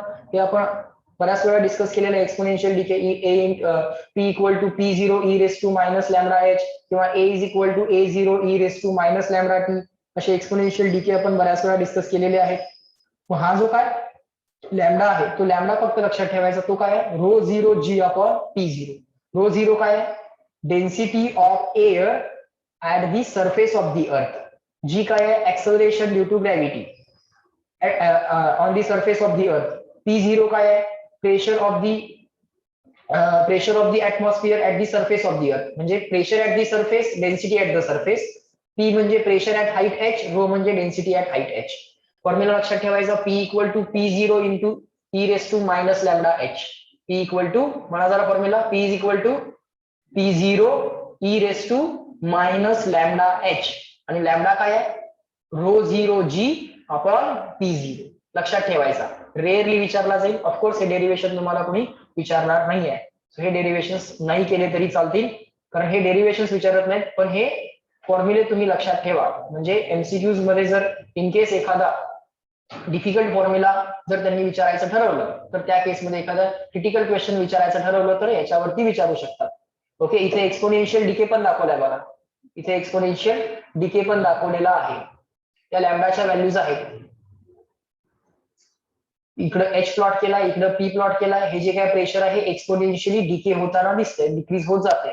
At height H equal to 0, जेव्हा हाईट 0 आहे तेव्हा प्रेशर मॅक्सिमम आहे, पण हाईट इन्क्रीज होत गेली as you go up from the earth surface, the pressure of the atmosphere goes on decreasing. ते डिक्रीज जो होतोय, तो डिक्रीज जो आहे तो एक्सपोनेन्शियल डिके आहे. ओके, नेक्स्ट पॉइंट आहे बघा, नेक्स्ट पॉइंट आहे pressure measuring devices. Next point आहे pressure measuring devices. Manometer. Manometer is a tube which is open at both ends and bent in the form of U shape, and it is partially filled with the mercury or any general liquid. असं काही नाही की फक्त compulsory मर्क्युरीच पाहिजे, you can use any liquid that you want. Okay, so manometer काय असतो आणि तो कसा यूज केला जातो, थोडंसं परत एकदा रिवाइज करूया. मॅनोमीटर काय असतो, तर एक ओपन यू ट्यूब आहे. Manometer is a simply U tube. Manometer म्हणजे काय, एक युट्यूब आहे बघा, आठवा जरा. मॅनोमीटर कशासाठी यूज करतात, to measure the pressure of a given thing. Given जे काय आम्हाला एखादा गॅस दिलाय किंवा गिवन पॉइंटला आम्हाला किंवा एखाद्या गिवन सिस्टीमला किती प्रेशर आहे ते आम्हाला चेक करायचं आहे. मग या मॅनोमीटर मध्ये समजा एक लिक्विड आहे, या मॅनोमीटर मध्ये समजा लिक्विड आहे, जे काय लिक्विड आहे ते, या लिक्विडची डेन्सिटी आपण रो घेऊया. ओके, आता ही जी काय युट्यूब आहे ती ओपन टू ऍटमॉस्फिअर आहे. तुम्ही करायचं काय असतं, ज्याचं प्रेशर चेक करायचं आहे, ज्या सिस्टीमचं प्रेशर चेक करायचं आहे, ती सिस्टीम यातल्या एका साईडला अटॅच करा. मग समजा आमच्याकडे इथे एक गॅस कंटेनर आहे, या गॅस कंटेनर मध्ये असणारं प्रेशर आम्हाला चेक करायचं आहे. गॅस कंटेनर मध्ये असणारं प्रेशर आम्हाला चेक करायचं आहे. हा गॅस कंटेनर याच्या एका आर्मला आपण कनेक्ट केला. या गॅस कंटेनरमुळे जे काय प्रेशर असेल ते प्रेशर या लिक्विड वरती ऍक्ट होईल. या लिक्विड वरती ऍक्ट झालं की ह्या लिक्विडची लेवल फॉल होईल. या लिक्विडची लेवल फॉल झाली की या लिक्विडची लेवल राईज होईल. बरोबर का, समजतंय का मी काय काय बोललो. ज्याचं प्रेशर मेजर करायचं ती सिस्टीम तुम्ही इथे अटॅच करा. ती सिस्टीम तुम्ही इथे अटॅच केली तर काय होईल, याच्यामुळे या लिक्विडच्या लेवलवरती या लिक्विड वरती प्रेशर अप्लाय होईल. त्यामुळे इथं जी काय लिक्विड लेवल आहे ती डिक्रीज होणार, इथं जी काय लिक्विड लेवल आहे ती इन्क्रीज होणार, आणि इथं आता एक लेवल डिफरन्स क्रिएट झाला. इथं जो काय लेवल डिफरन्स क्रिएट झालेला आहे, हा जो काय लेवल डिफरन्स क्रिएट झालेला आहे तो तुम्ही with the help of measuring instrument, okay, you can use a scale, पट्टी वापरा आणि तुम्ही ही हाईट एच नोटीस करा. समजतंय. सो आता या गॅसचं जे काय प्रेशर आहे, या गॅसचं जे काय प्रेशर आहे ते प्रेशर आपण आता कसं मेजर करायचं समजून घ्या. अगदी सिंपल आहे. मी काय काय करतोय बघा, मी इथं सुरुवात केली, let me start at this point. या पॉइंटला मी सुरुवात केली, त्या पॉइंटचं प्रेशर लिहिणार P, same level, same liquid pressure same, बरोबर. या पॉइंटचं प्रेशर सेम, या पॉइंटचं प्रेशर पी असेल तर या पॉइंटचं प्रेशर पण किती आलं, पीच आलं. समजतंय का, इथं प्रेशर पी असेल तर इथं प्रेशर पण किती असेल, पीच असेल. समजा या गॅसची डेन्सिटी काय निग्लिजिबल आहे, समजा ही हाईट जी आहे ती h1 आहे. Let us say that this height is equal to h1. बघा या पॉइंटला प्रेशर पी आहे तर या पॉइंटला प्रेशर पी. जर मी खाली जात असेल तर प्लस एच रो जी, जर मी वरती जात असेल तर मायनस एच रो जी, आणि ज्या पॉइंटला पोहोचलोय इज इक्वल टू त्या पॉइंटचं प्रेशर. कुठल्या तरी एका पॉइंटला सुरुवात करायची. जर तुम्ही खाली जात असाल तर प्लस एच रो जी, जर तुम्ही हॉरिझॉन्टली जात असाल तर प्रेशर सेम राहील. जर तुम्ही बघा हॉरिझॉन्टली गेला तर प्रेशर सेम, वरती जात असाल तर मायनस एच रो जी, आणि खाली जात असाल तर plus H rho G. So या पॉइंटला आपण आधी होतो, नंतर या पॉइंटला आलो, बरोबर. आता जर आपण खाली जात असू तर plus H rho G, plus इथं पासून इथपर्यंत पोहोचणार म्हणजे H1 रो या लिक्विड या एअरची जी काय डेन्सिटी आहे त्या डेन्सिटीला आपण सिग्मा म्हणूया, बरोबर. या इथं जे काय एअर आहे किंवा इथं जो काय गॅस आहे त्याची डेन्सिटी काय म्हणूया आपण, सिग्मा म्हणूया. सो H रो नाही म्हणता येणार, सिग्मा म्हणावं लागेल इंटू जी. या पॉइंटला पोहोचलो का या पॉइंटला, इथपर्यंत समजलं का. इथं सुरुवात केली, हॉरिझॉन्टली मूव्ह केलं तर प्रेशर काय चेंज होणार नाही. इथलं प्रेशर पी आहे तर इथलं पण पी, खाली आलो तर प्लस H रो जी. बर, आता इथं आपलं जे काय मर्क्युरी किंवा जो काय लिक्विड तुम्हाला दिलाय तो लिक्विड इथं आहे, ज्याची डेन्सिटी किती आहे, रो आहे.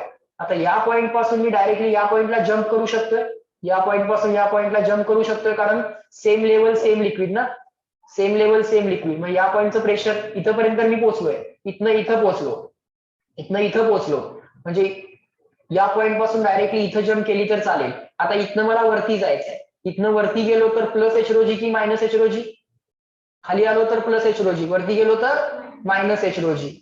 परत या पॉइंट पासून वरती गेलो minus H.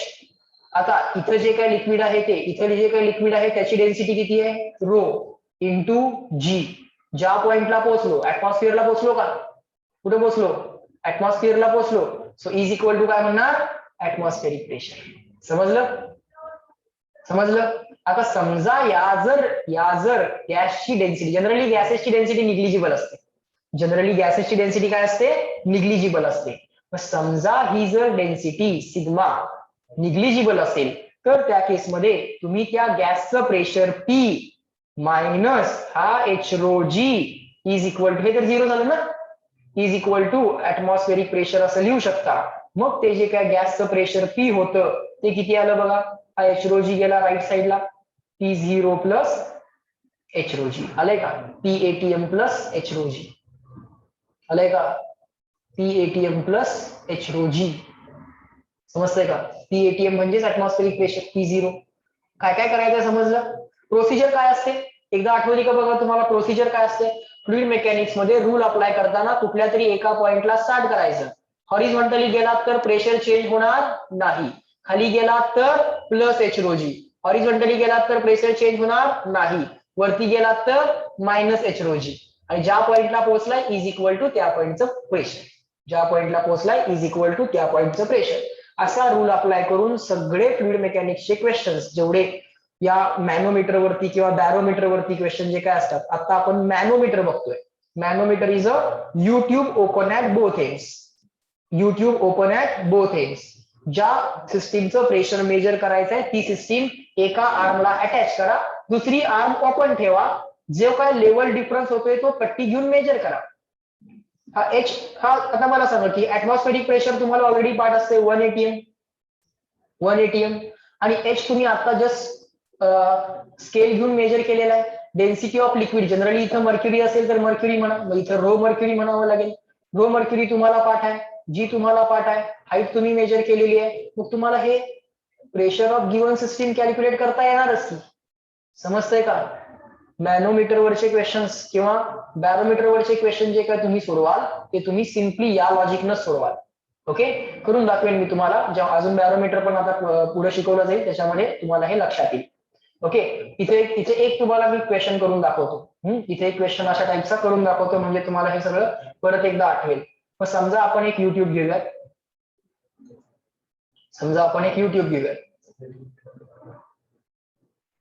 Just rule apply करायला शिका.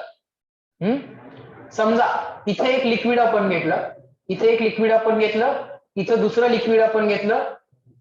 ओके, या लिक्विडच्या लेवल डिफरन्सची व्हॅल्यू, समजा लेवल डिफरन्सची व्हॅल्यू त्यांनी आम्हाला विचारली आहे. इथे ऍटमॉस्फिअर आहे, इथे एक लिक्विड आहे आणि इथं दुसरं लिक्विड आहे.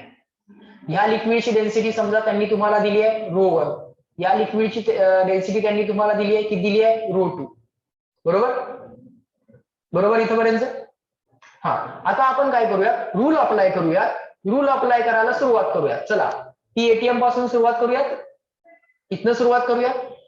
इथनं जर सुरुवात केली तर आता तुम्ही मला सांगा, if I start at this point, इथं पासून या पॉइंट पर्यंत यायचं, आणि इकडनं पण या पॉइंट पर्यंत यायचं. हे दोन्ही प्रेशर एकमेकांना सेम असले पाहिजेत की नाही. या लिक्विड मुळे या पॉइंटला ऍक्ट होणारं प्रेशर इज इक्वल टू या सेकंड लिक्विड मुळे या पॉइंटला ऍक्ट होणारं प्रेशर.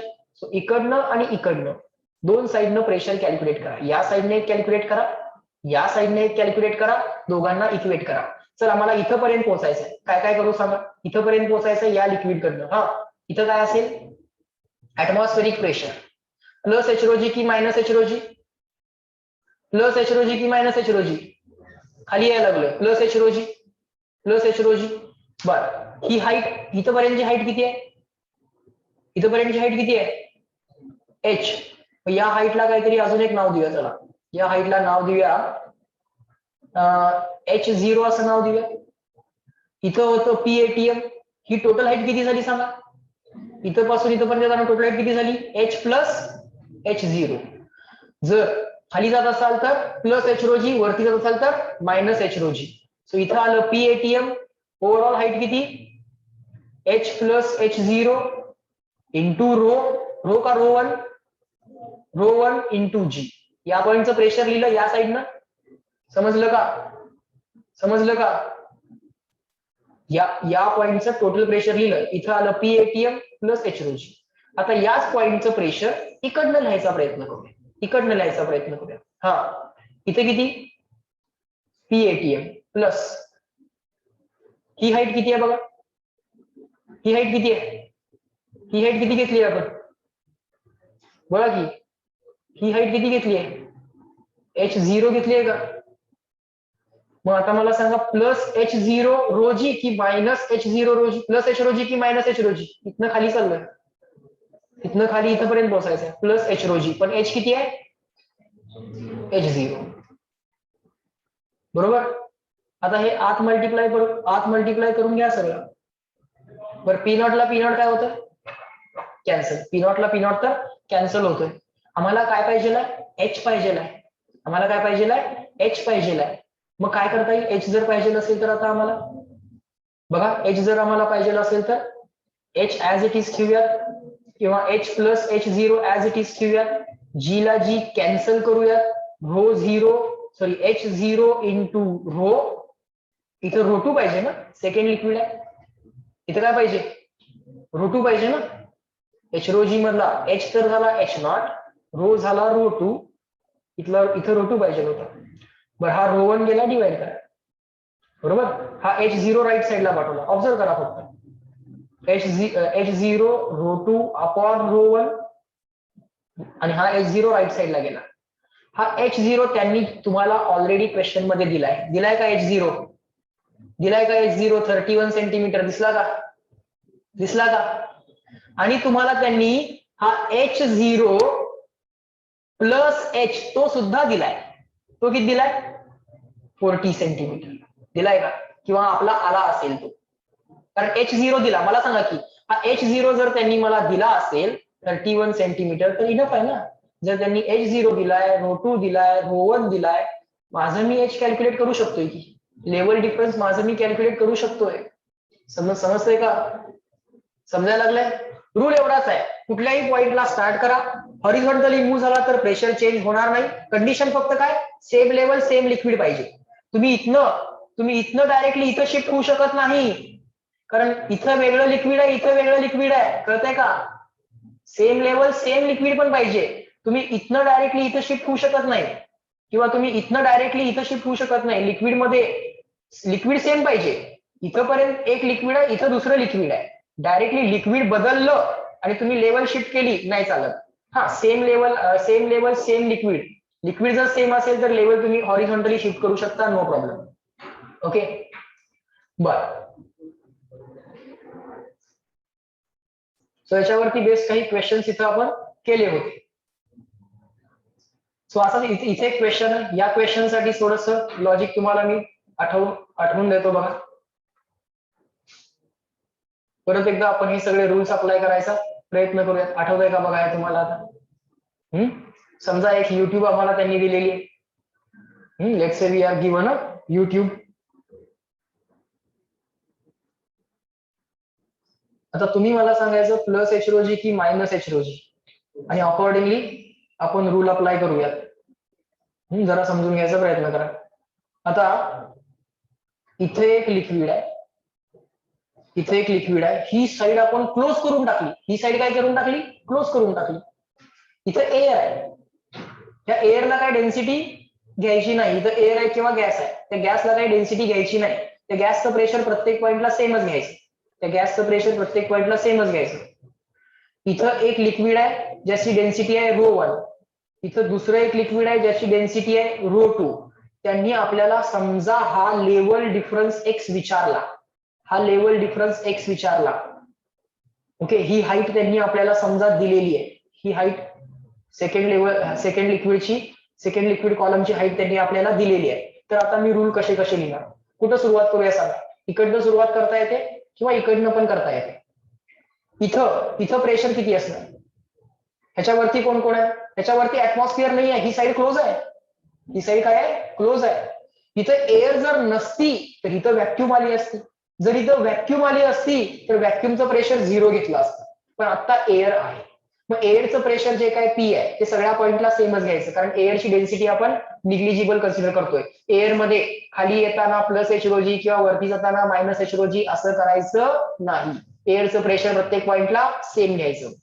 आता मला सांगा, या पॉइंटचं प्रेशर किती आलं, इथनं सुरुवात केली, या पॉइंटचं प्रेशर किती आलं, पी, बरोबर.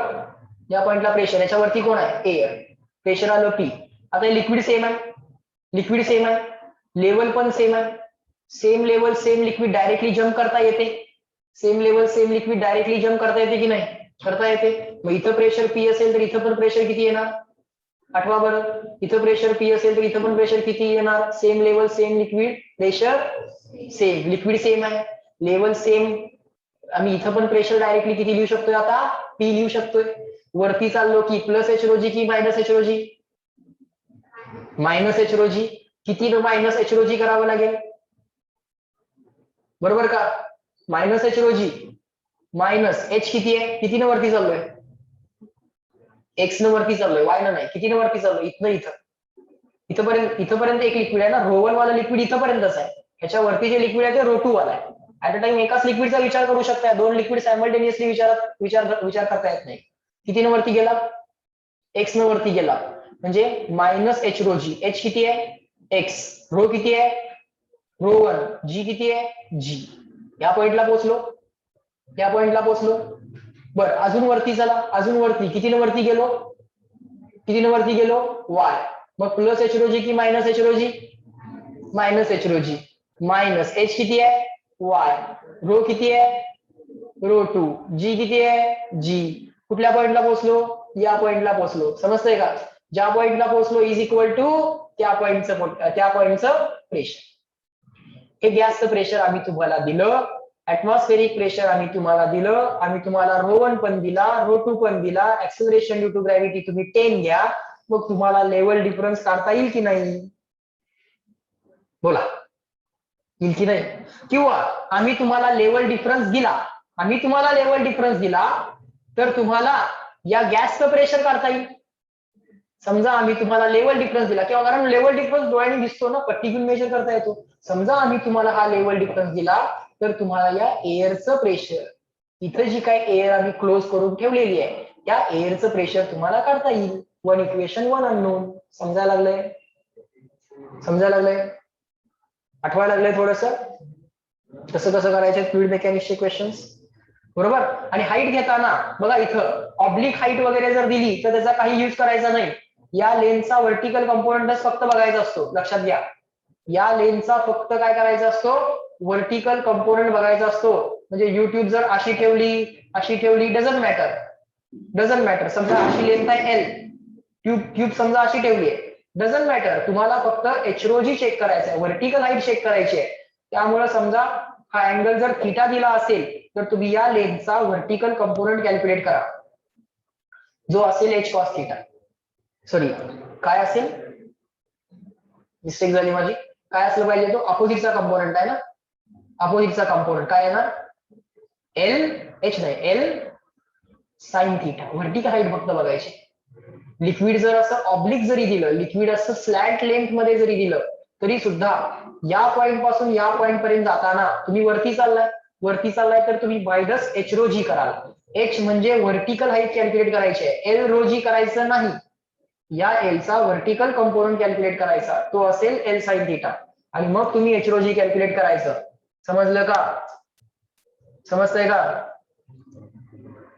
पुढं असे बरेच क्वेश्चन्स इथं सॉल्व्ह केलेले आहेत. वरती गेलात तर मायनस एच रो जी, खाली आलात तर plus H rho G, same level same liquid pressure same. 3 रूल्सनी कुठलाही क्वेश्चन तुम्हाला या फ्लुइड मेकॅनिक्सच्या, फ्लुइड स्टॅटिकच्या, नॅनोमीटरच्या ट्यूबचा कुठलाही क्वेश्चन सॉल्व्ह करता येतो. युट्यूब वाले किंवा कनेक्टेड लिक्विड वाले कुठलेही क्वेश्चन. 3च लॉजिक्स आहेत. Same level same liquid pressure same, वरती चाललात तर मायनस एच रो जी, खाली आलात तर plus H rho g. Okay, थोडेसे क्वेश्चन जर बघितल्यानंतर तुम्हाला आठवतील ते. ओके, नेक्स्ट पॉइंट आहे बघा, mercury barometer. Next pressure measuring instrument आहे मर्क्युरी बॅरोमीटर. आठवूयात मर्क्युरी बॅरोमीटर काय असतं.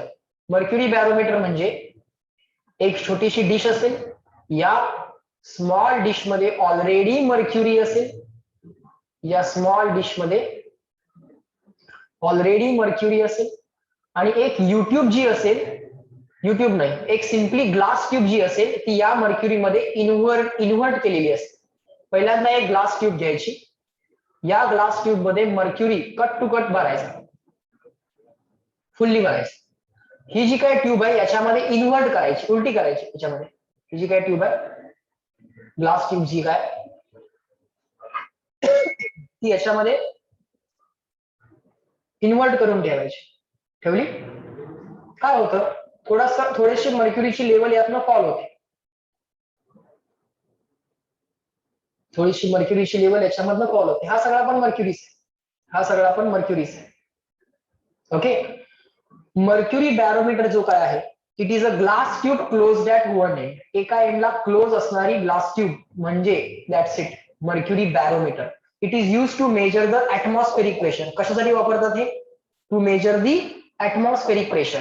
मग आता मला सांगा, मला ॲटमॉस्फेरिक प्रेशर मेजर करायचं आहे, मी काय काय केलं पाहिजे? सिंपल थॉट आहे, या पॉइंटचं प्रेशर मला मेजर करायचं आहे. किती आहे ते? Atmospheric pressure. बरोबर, ज्या पॉइंटला स्टार्ट करायचं आहे, कुठल्याही पॉइंटला स्टार्ट करा, ज्या पॉइंटला पोहोचला इज इक्वल टू त्या पॉइंटचं प्रेशर. रूल तोच आहे. मला सांगा, इथं एअर आहे की व्हॅक्युम आहे? आता आधी ही ट्यूब फुल्ली होती, आता इन्व्हर्ट केली आहे, आता इथे काय असेल?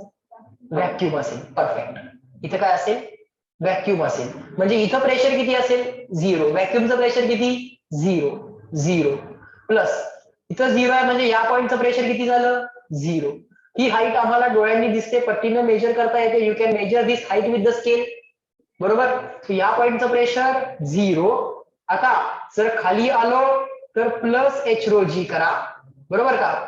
एच प्लस एच रो जी की मायनस एच रो जी? इथं खाली आलो, इथंपर्यंत आलो, प्लस एच रो जी. इथं मर्क्युरी आहे, इथं मर्क्युरी आहे, लेवल सेम आहे, लिक्विड पण सेम आहे. कनेक्टेड आहे ना लिक्विड? कनेक्टेड आहे की डिस्कनेक्टेड आहे? कनेक्टेड आहे. मग या पॉइंटचं प्रेशर, या पॉइंट पर्यंत पोहोचलो आपण. पहिल्यांदा या पॉइंटचं प्रेशर लिहिलं 0, तिथनं खाली आलो प्लस एच रो जी, ज्या पॉइंटला पोहोचलो त्या पॉइंटचं प्रेशर लिहू शकतोय. ठीक आहे, पण आम्हाला या पॉइंट पर्यंत पोहोचायचं आहे. या पॉइंट पर्यंत कसं पोहोचणार? या पॉइंट पर्यंत पोहोचायला इथनं इथं यावं लागेल, इथनं नंतर हॉरिझॉन्टली मूव्ह व्हावं लागेल. समजलं का? मग इथं प्रेशर किती होतं? 0. खाली आलो प्लस एच रो जी, इथनं हॉरिझॉन्टली शिफ्ट झालो, म्हणजे इथं जे प्रेशर आहे तेच इथं आहे. म्हणजे या पॉइंटचं प्रेशर इज इक्वल टू या पॉइंटचं प्रेशर. ज्या पॉइंटला पोहोचलो इज इक्वल टू त्या पॉइंटचं प्रेशर. ज्या पॉइंटला पोहोचलो इज इक्वल टू त्या पॉइंटचं प्रेशर. That's it. समजलं का? आलंय का? Atmospheric pressure is equal to H rho g. Atmospheric pressure is equal to H rho g. Mercury असल्यामुळे रो एम म्हटलेलं, मर्क्युरी असल्यामुळे रो एम म्हटलेलं. Is that clear? समजतंय का? सिंपल आहे. कुठल्याही पॉइंटला स्टार्ट करा आणि ज्या पॉइंटला पोहोचायचं आहे तिथपर्यंत अल्टिमेटली पोहोचा. ज्या पॉइंटला पोहोचला इज इक्वल टू त्या पॉइंटचं प्रेशर. समजतंय? सो असा सिंपल मर्क्युरी बॅरोमीटर आहे. ओके, आता काही व्हॅल्यूज आठवा आणि मला सांगा. 1 ATM ची व्हॅल्यू जरा लिहून ठेवा. या व्हॅल्यूज परत एकदा विसरलेल्या असतील तर परत एकदा जरा लिहून ठेवा. लिहा जरा माझ्या बरोबर. 1 ATM is equal to 101,325 pascal और न्यूटन पर मीटर स्क्वेअर. लिहा जरा पटपट पटपट.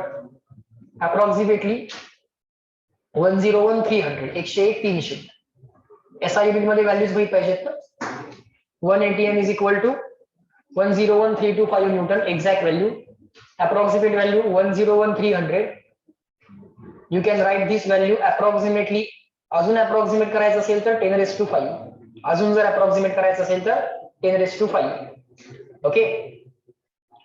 परत 1 ATM is equal to 760 millimetre of HG. Okay.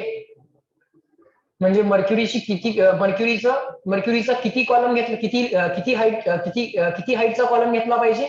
760 millimetre किंवा 76 सेंटीमीटर काही म्हणा. एचरोजी करताना मर्क्युरीचा किती हाईटचा कॉलम घेतला पाहिजे? 760 मिलीमीटर ऑर 76 सेंटीमीटरचा मर्क्युरीचा कॉलम घेतला पाहिजे. तर तुम्ही त्याला 1 ATM एवढं प्रेशर असाइन करू शकता. किंवा मर्क्युरीच्या 76 सेंटीमीटर मुळे किंवा मर्क्युरीच्या 760 मिलीमीटर मुळे 1 ATM एवढं प्रेशर जनरेट होतं. त्यानंतर आहे 1 bar. 1 bar is equal to 750 millimetre of HG. त्यानंतर 1 torr is equal to 1 millimetre of HG. सगळं लिहून ठेवा. या सगळ्या व्हॅल्यूज लिहून ठेवा.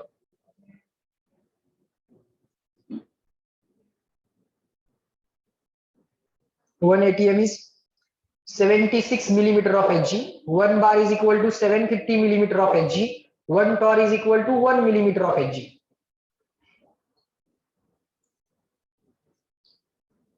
1 torr is equal to 1 millimeter of HG. बरोबर आहे का? तुमच्या नोटबुक मध्ये पण असेल. ओके. पण जरा लिहून ठेवूयात.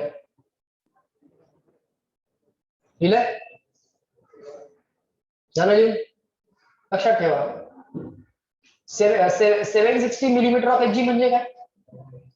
काय नाही. 760 मिलीमीटर ऑफ HG चं कॅल्क्युलेशन कसं करायचं? काय नाही. H⍴G म्हणायचं. मर्क्युरी आहे ना, मर्क्युरी आहे तर डेन्सिटी ऑफ मर्क्युरी घ्यायची. हाईट किती सांगितली आहे? 760 मिलीमीटर. त्याला तुम्ही मीटर मध्ये कन्वर्ट करून घ्या. 760 मिलीमीटरला मीटर मध्ये कसं कन्वर्ट करणार? मिलीमीटर. मिली म्हणजे 10⁻⁻3. हा H इथं सबस्टिट्यूट करा. या H⍴G चं कॅल्क्युलेशन करा. जे काय आन्सर येते ते 1 ATM असं म्हणू शकता. किंवा जे काय आन्सर येते ते हेच येते. हे आन्सर येते 101,325. करून बघा तुम्ही नंतर. डेन्सिटी ऑफ मर्क्युरी किती घ्याल? SI युनिट मध्ये येते. It is 13,600 kg per meter cube. ही आहे density of mercury. This is the density of mercury. बर. नेक्स्ट पॉइंट आहे बघा. Liquid in accelerating vessel. Liquid in accelerating vessel. Liquid in accelerating वेसलचा पॉइंट कसा असतो बघा. समजा आपल्याकडे एक कंटेनर आहे. Let's say we have one container and that container is let's say accelerating up और let's say it is accelerating down. एखादं कंटेनर एक्सेलरेटिंग अप आहे किंवा एखादं कंटेनर एक्सेलरेटिंग डाऊन आहे. इन दॅट केस आपण pressure at given point in the liquid कसं calculate करायचं? अगदी सिंपल आहे. काय काय सांगतोय समजून घ्या. या पॉइंटला प्रेशर अदरवाईज आपण कसं लिहिलं असतं? या पॉइंटचं प्रेशर अदरवाईज कसं लिहिलं असतं? या पॉइंटचं प्रेशर प्लस H⍴G. समजा ही जी काय हाईट आहे बिलो द लिक्विड लेवल ही आहे H. लिक्विडची जी काय डेन्सिटी आहे let's say that density is rho. या पॉइंटचं फायनल प्रेशर आपण म्हणूया P आहे. या पॉइंटचं टोटल प्रेशर P. कसं लिहिणार? या पॉइंटचं total pressure is equal to याच्यावरती काय आहे? ऍटमॉस्फिअरिक प्रेशर आपण P0 न दाखवतो किंवा PATM. सो PATM या पॉइंटचं प्रेशर PATM. तिथनं आपण खाली आलो H न खाली आलो तर प्लस H⍴G. H न वरती गेलो तर मायनस H⍴G. जे लिक्विड आहे त्याचा रो लिहायचा. आता इथे एकच लिक्विड आहे त्याचा रो आपण रो ऍज इट इज लिहिला. बरोबर. इथपर्यंत समजलं. पण समजा हे जर लिक्विड ऍक्सेलरेटिंग अप असेल, हे जर लिक्विड ऍक्सेलरेटिंग अप असेल किंवा हे जर व्हेसल ऍक्सेलरेटिंग अप असेल, व्हेसल ऍक्सेलरेटिंग अप असेल तर pseudo acceleration down. Pseudo acceleration काय येईल? Down. Pseudo acceleration down. Acceleration due to gravity पण down. So net downward acceleration म्हणजे G इफेक्टिव्ह किती होणार सांगा? G plus A. G effective किती होणार? G plus A. आठवतंय का G इफेक्टिव्ह वाले क्वेश्चन्स? या केसमध्ये काय करायचं? G इफेक्टिव्ह कॅल्क्युलेट करायचा. जी इफेक्टिव्ह कसा कॅल्क्युलेट करतात? स्युडो ऍक्सलरेशनचा विचार करा. जी अदरवाइज जो ऍक्सलरेशन ड्यू टू ग्रॅव्हिटी आहे तो बघा. हे जे काय व्हेसल आहे हे समजा व्हेसल ऍक्सलरेटिंग अप आहे. व्हेसल ऍक्सलरेटिंग अप असेल तर स्युडो ऍक्सलरेशन डाऊन. मग नेट ऍक्सलरेशन काय आलं? जी प्लस ए. मग जी इफेक्टिव्हला इथं फक्त काय लिहायचं तुम्ही आता या केसमध्ये? जी प्लस ए. ओके. आणि समजा हेच व्हेसल जर ऍक्सलरेटिंग डाऊन असेल, हे व्हेसल जर ऍक्सलरेटिंग डाऊन असेल तर स्युडो ऍक्सलरेशन काय येणार? अप. बरोबर का? व्हेसल जर ऍक्सलरेटिंग डाऊन असेल तर स्युडो ऍक्सलरेशन काय आलं? अप. स्युडो ऍक्सलरेशन अप आलं तर नेट डाऊनवर्ड ऍक्सलरेशन म्हणजे जी इफेक्टिव्ह काय येणार? नेट डाऊनवर्ड ऍक्सलरेशन म्हणजे जी इफेक्टिव्ह कसं काढणार? All downward minus all upward. All downward किती? जी. ऑल अपवर्ड किती? ए. मग इथं काय लिहिणार मी? जी मायनस ए. इथं काय लिहिणार मी? जी मायनस ए. लिफ्ट ऍक्सलरेटिंग अप किंवा लिफ्ट ऍक्सलरेटिंग डाऊन त्याच्यासारखंच आहे हे. लिफ्ट ऍक्सलरेटिंग अप किंवा लिफ्ट ऍक्सलरेटिंग डाऊन त्यासारखंच आहे. समजतंय का? लिफ्ट ऍक्सलरेटिंग अप असेल तर स्युडो ऍक्सलरेशन डाऊन घेता ना, तसं व्हेसल ऍक्सलरेटिंग अप तर स्युडो ऍक्सलरेशन डाऊन. मग त्या केसमध्ये जी प्लस ए झालं असतं. पण समजा व्हेसल ऍक्सलरेटिंग डाऊन असेल तर स्युडो ऍक्सलरेशन अप. मग नेट डाऊनवर्ड जी किती झाला? म्हणजे जी इफेक्टिव्ह किती झाला? जी मायनस ए झाला. आत्ताच्या केसमध्ये vessel accelerating down, pseudo acceleration up. त्या केसमध्ये फक्त काय करायचंय? जी इफेक्टिव्ह कॅल्क्युलेट करायचंय आणि आन्सर काढायचंय. समजतंय? बरोबर आहे?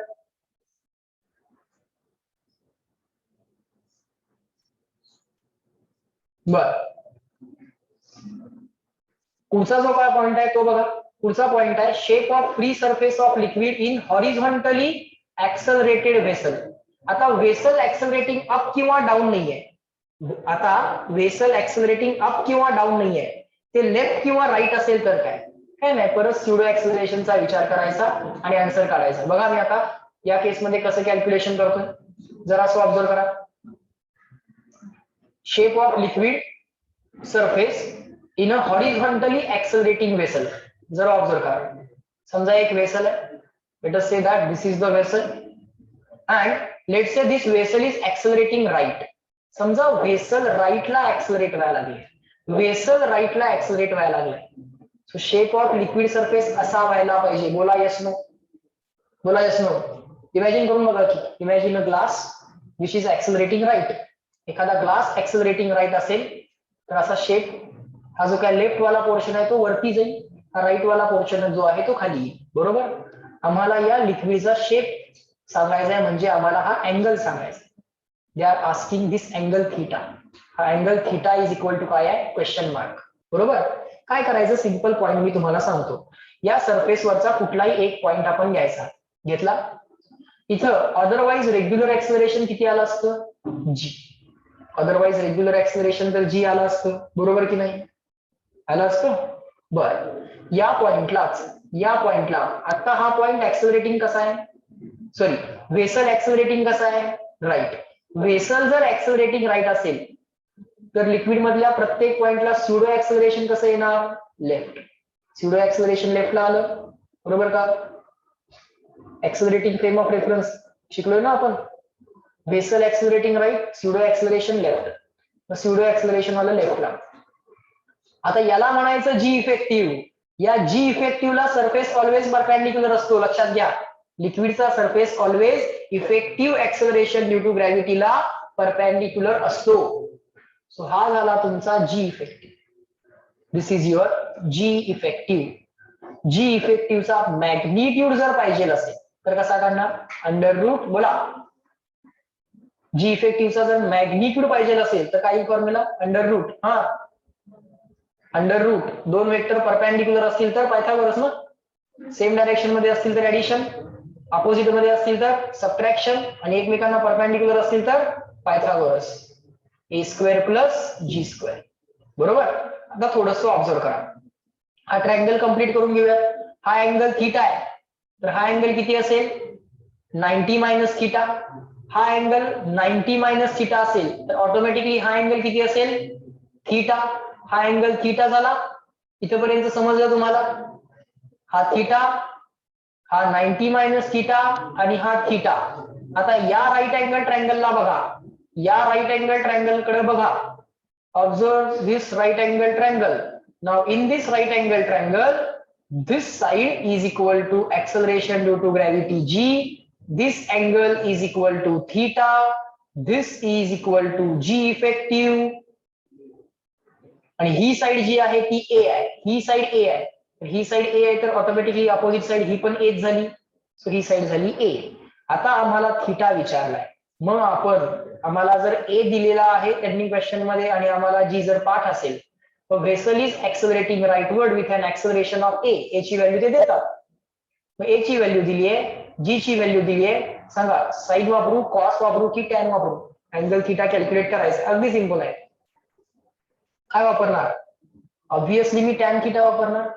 So tan theta is equal to opposite upon adjacent. Opposite आहे ए, ऍडजेसंट आहे जी. ए अपॉन जी करा, आन्सर मिळेल. Do A upon G, you will get the answer. समजलं का? मग theta is equal to finally कसा आहे ना, tan inverse of A upon G करणार आणि तुम्ही फायनल आन्सर कॅल्क्युलेट करणार. बरोबर? समजलं? जायचं पुढं? अजून थोडं एक दोन तीन मिनिटं. पुढचा पॉइंट काय बघूया, त्याच्यावरती बेस एक क्वेश्चन सॉल्व्ह केलेला आहे इथं. काय केले बघूया तरी. एक क्वेश्चन फक्त सॉल्व्ह केलेला आहे. ठीक आहे, क्वेश्चन्स आपण सगळे नंतर बघू शकतो. ठीक आहे, बायोन्सी पर्यंत आपण आलो. आतापर्यंत याच्या पुढचा पॉइंट जो आहे तो बायोन्सी, आर्किमिडीज प्रिन्सिपल आणि मग परत फ्लुइड डायनामिक्स चालू होईल. ओके, फ्लुइड स्टॅटिक्स पर्यंत आता ऑलमोस्ट संपत आले. अजून बायोन्सी वगैरे राहिलेला आहे. बायोन्सीचा पॉइंट संपला की फ्लुइड स्टॅटिक्स संपते. फ्लुइड स्टॅटिक्स मध्ये सिंपल एवढंच लक्षात घ्या, एक फॉर्म्युला तुम्हाला पाठ करायचा आहे, pressure due to liquid column is H O G. बरोबर? Same level same liquid pressure. Repeat करा, सेम लेवल. सगळं जरा कन्साइजली परत एकदा बघूया. ओके, थोड्या गोष्टी आठवल्यात, परत जरा क्वेश्चन्स बघितले की सगळ्या गोष्टी अजून चांगल्या पद्धतीने आठवतील. ओके, घरी जाऊन परत एकदा ह्या सगळ्या नोट्स आणि मॉड्यूल आणि सॉल्व एक्झाम्पल परत एकदा बघा. ओके, बोर्डचं बुक रीड करायचं असेल, बोर्डचं बुक रीड करा जर बोर्डासाठी प्रिपेअर करायचं असेल तर, पण जरा गोष्टी तुम्हाला आठवतील. ओके, मला सांगा, pressure due to liquid column is equal to formula. Pressure due to liquid column is equal to formula काय? H rho g. Okay, same level same liquid pressure same, same level same liquid pressure same. Liquid different असता कामा नये. Liquid different असेल तर तुम्ही horizontally shift होऊ शकत नाही. लिक्विड सेम असेल तर हॉरिझॉन्टली शिफ्ट होऊ शकता. ओके, म्हणजे तिथं same level same liquid pressure सेमचा रूल अप्लाय. वरती चाललात सिस्टीम मध्ये, वरती चाललात तर मायनस एच रो जी, खाली चाललात तर प्लस एच रो जी. ज्या पॉइंटचं प्रेशर विचारलंय त्या पॉइंट पर्यंत अल्टिमेटली पोहोचायचं इज इक्वल टू त्या पॉइंटचं प्रेशर असं म्हणायचं. कुठल्याही एका पॉइंटला चालू करायचं, सिस्टीमच्या कुठल्याही एका पॉइंटला चालू करायचं. जिथलं प्रेशर तुम्हाला माहित आहे त्या पॉइंटला सुरुवात करायची आणि अल्टिमेटली ज्या पॉइंटचं प्रेशर विचारलंय त्या पॉइंट पर्यंत पोहोचायचं. बरोबर? मग गिव्हन पॉइंट पर्यंत तुम्ही कसं पोहोचणार? एक तर हॉरिझॉन्टली मूव्ह करणार किंवा डाऊन येणार किंवा अप जाणार. हॉरिझॉन्टली शिफ्ट होताना रूल माहितीये, डाऊन येताना रूल माहितीये, अप जाताना रूल माहितीये. सगळे क्वेश्चन त्याच्यावरचे सॉल्व्ह होतात, काही वेगळं करावं लागत नाही. ओके, एवढे रूल लक्षात ठेवले की फ्लुइड स्टॅटिक्सचे सगळे क्वेश्चन 100% सुटतात.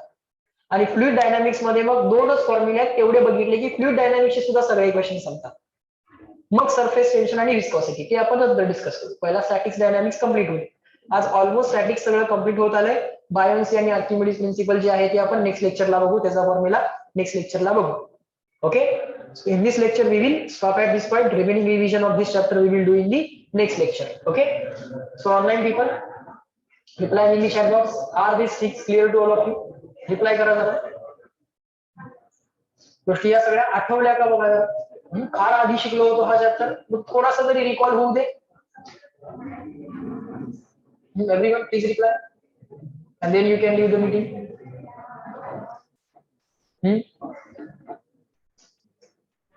Are you able to recall the things? गोष्टी आठवतात का बघा तुम्हाला?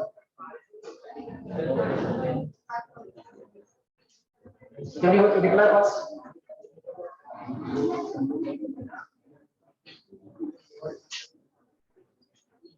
Check please reply.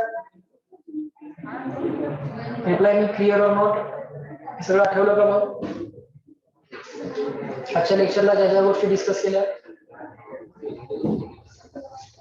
अशा just reply then we can leave the meeting. Reply fast.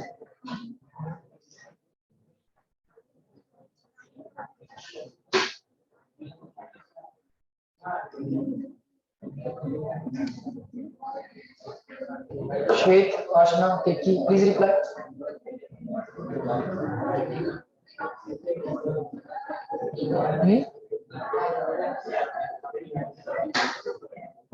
Are you there? येतोय का आवाज?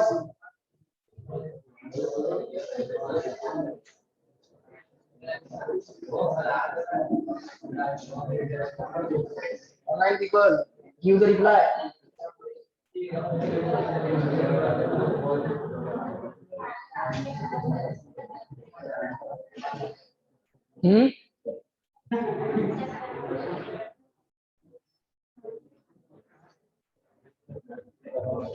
Fine.